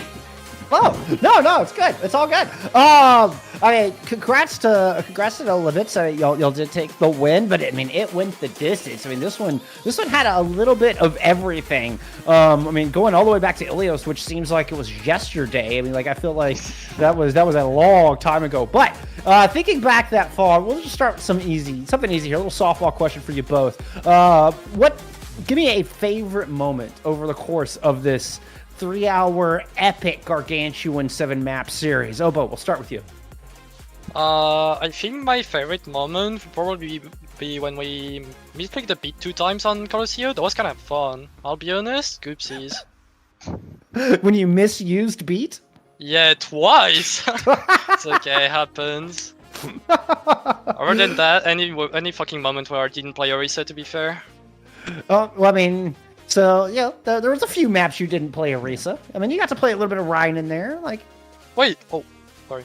Don't mind me. All right. I'm curious, but I'll let it go. Piper, give me a favorite moment. What was your favorite moment of this epic fight? I think there were 2 times where our tank managed to get quite a lot of people off the map. Oh yeah, Colosseo. Colosseo, that was great. That was amazing. Yeah. We were like, okay, so I had so much fun the entire time. I'm a bit of the hype guy, I think, of my team right now. I'm having a great fucking time. But yeah, there was like that one time, that time on Colosseo, and then another time when our hit scan. Vibing got 2 in a row with Unsunabasu. The Colat was so good. That was really No, good. it wasn't good. It was retained. Wait, I gotta know, on that exact moment, were y'all planning to double support ult and the Colat interrupted it? Because that was my assumption looking from the outside. Was that the plan, Obo, in that particular moment? I'm pretty sure. We also wanted to invest a lot in that fight, and then 2 people die, and I'm like, shit, bro, go back to spawn, GG's. Yeah, take your sound barrier with you. Yeah, back to spawn. Piper, that is really wholesome, by the way. I love just hearing that you had an absolute blast the whole time. Like, that just warms my heart. Absolutely. I was having a fucking great time. Listen, Ilios is my favorite map, and we lost it so badly, and I was still at the end of it like, yeah, let's go, next team. Anyway, yeah. If I may also just interject, I find it really funny because Obo and the other team on No Limits, we've like our teams have scrimmed against each other a couple times before. Gotcha. We screamed twice, and we played one match. Actually, 2 maps now. 2 matches, sorry. That's kind of crazy. We're like brothers. And... Yeah, we have each other on friends listed and everything. Although you were kind of mean this time, Obo. My bad. I was just trying to get in your head, to be fair, and it worked. Look at us. We won. Oh no, I don't get angry. I just get sad. No way. I'm feeling bad now. No. Don't make Piper sad. Don't make Piper sad. You'll be happy to know that I still had a great fucking time, even though you won. By the way, friends, this is Piper watching their mouth. I just want to throw that out there. This is. That's true. I'm struggling to stay contained right now. My rage is immeasurable. Oh, I can see Tom over here bursting with questions. Tom, what do you got? What do you got for our 2 spectacular players here? Well, I do want to bring it back to after map 2, right? This was, we get the map choice coming in from Ushi's Daycare. We go to map 3. Huge win on the side of Ushi's Daycare. So I guess for both of you, how are you guys feeling after that, and how was the team energy? And I guess we'll start with Obo again. Basically, Flashpoint, we lose, so honestly, it wasn't a big hit to our mental. Also, we didn't play ball, which made me sad. I mean, honestly, it was kind of whatever. We just go next. Losing the next map, though, was kind of sad. But losing Flashpoint, we didn't really care. That's fair. That's fair. New map type. You're gonna lose, and then nah, we just suck. There's no new map type. But coming out of map 2, like. Piper, how did y'all keep the mental good? Oh, I like to think that I was a bit of a part of that because I was like, listen, we lost 2. I had a great time. We won the 3rd one, I think, right? Mm-hmm. And then then we just kept going. We were just like everyone kind of like started keeping their energy. We were figuring out that like from our perspective, No Limits was just countering every single thing we tried to play. So when we started mirroring them, I feel like that's when we started to win. And that was, I think, from my perspective, I'm not quite sure if that's how it worked on the last map because we lost that and we were mirroring. But from like the when we actually mirrored on the Queen comp, that's when we won. And that's when we were also getting some really fun plays, I think, that just kind of kept our spirits up from, Vivi and Vibing, sorry, and a Boop, and just honestly pretty good plays from us all around. Everyone was trying their hardest, and our coaches were cheering us on from the sidelines, which was really nice. But you have coach? No way. We have 2 coaches, and I think a 3rd. I'm not quite sure. I'm sorry, but we have 2 definite coaches, and one guy that just sits there sometimes. Yeah, that's our coach. He just sits there sometimes. That's crazy. Why is your coach sitting in their scrims? That doesn't make any sense. Yeah, I know, Okay. right? Fucking Sweetfall. What are you gonna do? What are you gonna do? Well, I know it was interesting getting. I mean, the way this worked out, I know wasn't ideal, but it still feels like it worked out in a really good way. I mean, I'm glad to hear that y'all had a good time. It was an awesome match. What's thoughts moving forward? Like, are we expected to see y'all stick around as teams to continue to keep competing? What's your plans for the future? Moving forward from here. Again, Obo, we'll start with you. Honestly, I didn't think what's the much future about for that. No Limits? No limits? I don't know. Hopefully it will be great. That's all that matters. I mean, we'll play some more tourneys if we can, but then also I think some people will start school soon, so it will be tough. Yeah. Yeah, fucking toughies, but it's okay. Honestly, we have a great team vibe in general, and we have great friendships inside the team, so even if we don't play more tournaments altogether, or if we just split a little bit, or just end up not playing Overwatch, we'll still stay friends, and I think that's great. That's wonderful. That's wonderful. Thank you. You should play It's- Minecraft with us. I haven't played Minecraft in so long. I'm Can I a little join? ridiculous at Minecraft. It's funny you mentioned that though, because Ushi's Daycare, y'all listed your accomplishments as the friends you've made along the way. So, like, I feel like there's a similar Oh, vibe yeah. going on your side. Is that true? So the funny thing is that I'm actually relatively new to the team Okay. as their 3rd support player. Okay. They accepted me as their 3rd support player. I'm still kind of in shock about that, but so in all honesty, I still haven't quite figured out who's doing what and how busy everyone is. But so far, it seems like we're keeping up our scrim schedule. I'm not quite sure if we're just gonna jump straight into the next tournament, but I think like a lot of our people, they're doing uni and stuff. Like I just started art school, so we're all just kind of choosing and picking when we have time to do something like this.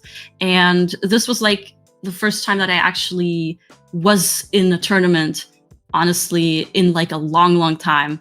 I think we're gonna go into more of them as we go on, but that's as much as I think I know. I hope so. I thoroughly enjoyed watching both of your squads play, and I hope we get to see more of it. And also high five for fellow art student, animation Ayo. major. So there you Wait. go. Ayo? Wait, Yossi? You too? Wait, I just spoke French, but I did an art major. I mean, I stopped midway, but I did. That's kind of crazy. I'm doing illustration. Yeah, No yeah, way. I was an animator, so there you go. Ayo, that's, Wait, you were? that's awesome. Damn, send me your shit on DMs. Like, I don't want to see. High fives all around. Any shout outs or anything? Any last Oh, thoughts me. here? I have one. I I was have a going to give you shout-out both a for- chance. You don't have to raise your hand or nothing. You'll both get an opportunity. No, go I ahead, want Obo. to do it first. Okay, shout out to my big boy Alan, and shout out to Amreti for building the team and shit, and Wing sucks, but it's okay. I like him still. Thank you to all of the people who've been in the team, because there has been a lot, and Sure. GG's to Ushi's Daycare. From my Pepper? side, Yeah. sorry, from my side, we got the shout out is my entire team. Y'all are fucking cool. Sorry, fuck. That's my shout out. Also, I think we got the most of the POTGs. That's all I want to say. That's true. I don't think we got. You may have won. You may have won. You may have won, but you may have won the actual match. But we definitely won when it comes to the POTG department. My bad. You won. Vibing had And one heck of a day. also big GGs. This was from my side very fun. Don't know if the other ones were having as much fun as I did, but I hope they did. I love it. Love the wholesomeness. Yeah, big GGs all around. Thanks for having me. It was wonderful. Thank you all so much for playing and shelling out and coming in here and talking with us. And I mean, it's been an absolute pleasure. We are the ones who are fortunate to have had y'all here. So thank y'all very much. And though this match is done, we will have more CGL coming up a little bit later on. Later on tonight, we've got in a Diamond Division we will have on stream. That's going to be Blink 180 Ult versus Mythos Griffins. So that'll be happening at 8 Eastern. But until then, we are going to bid you adieu. Have a wonderful night, everybody. Thank you all for watching and hanging out with us. And we'll see you soon. Bye, friends. Thank you. Goodbye.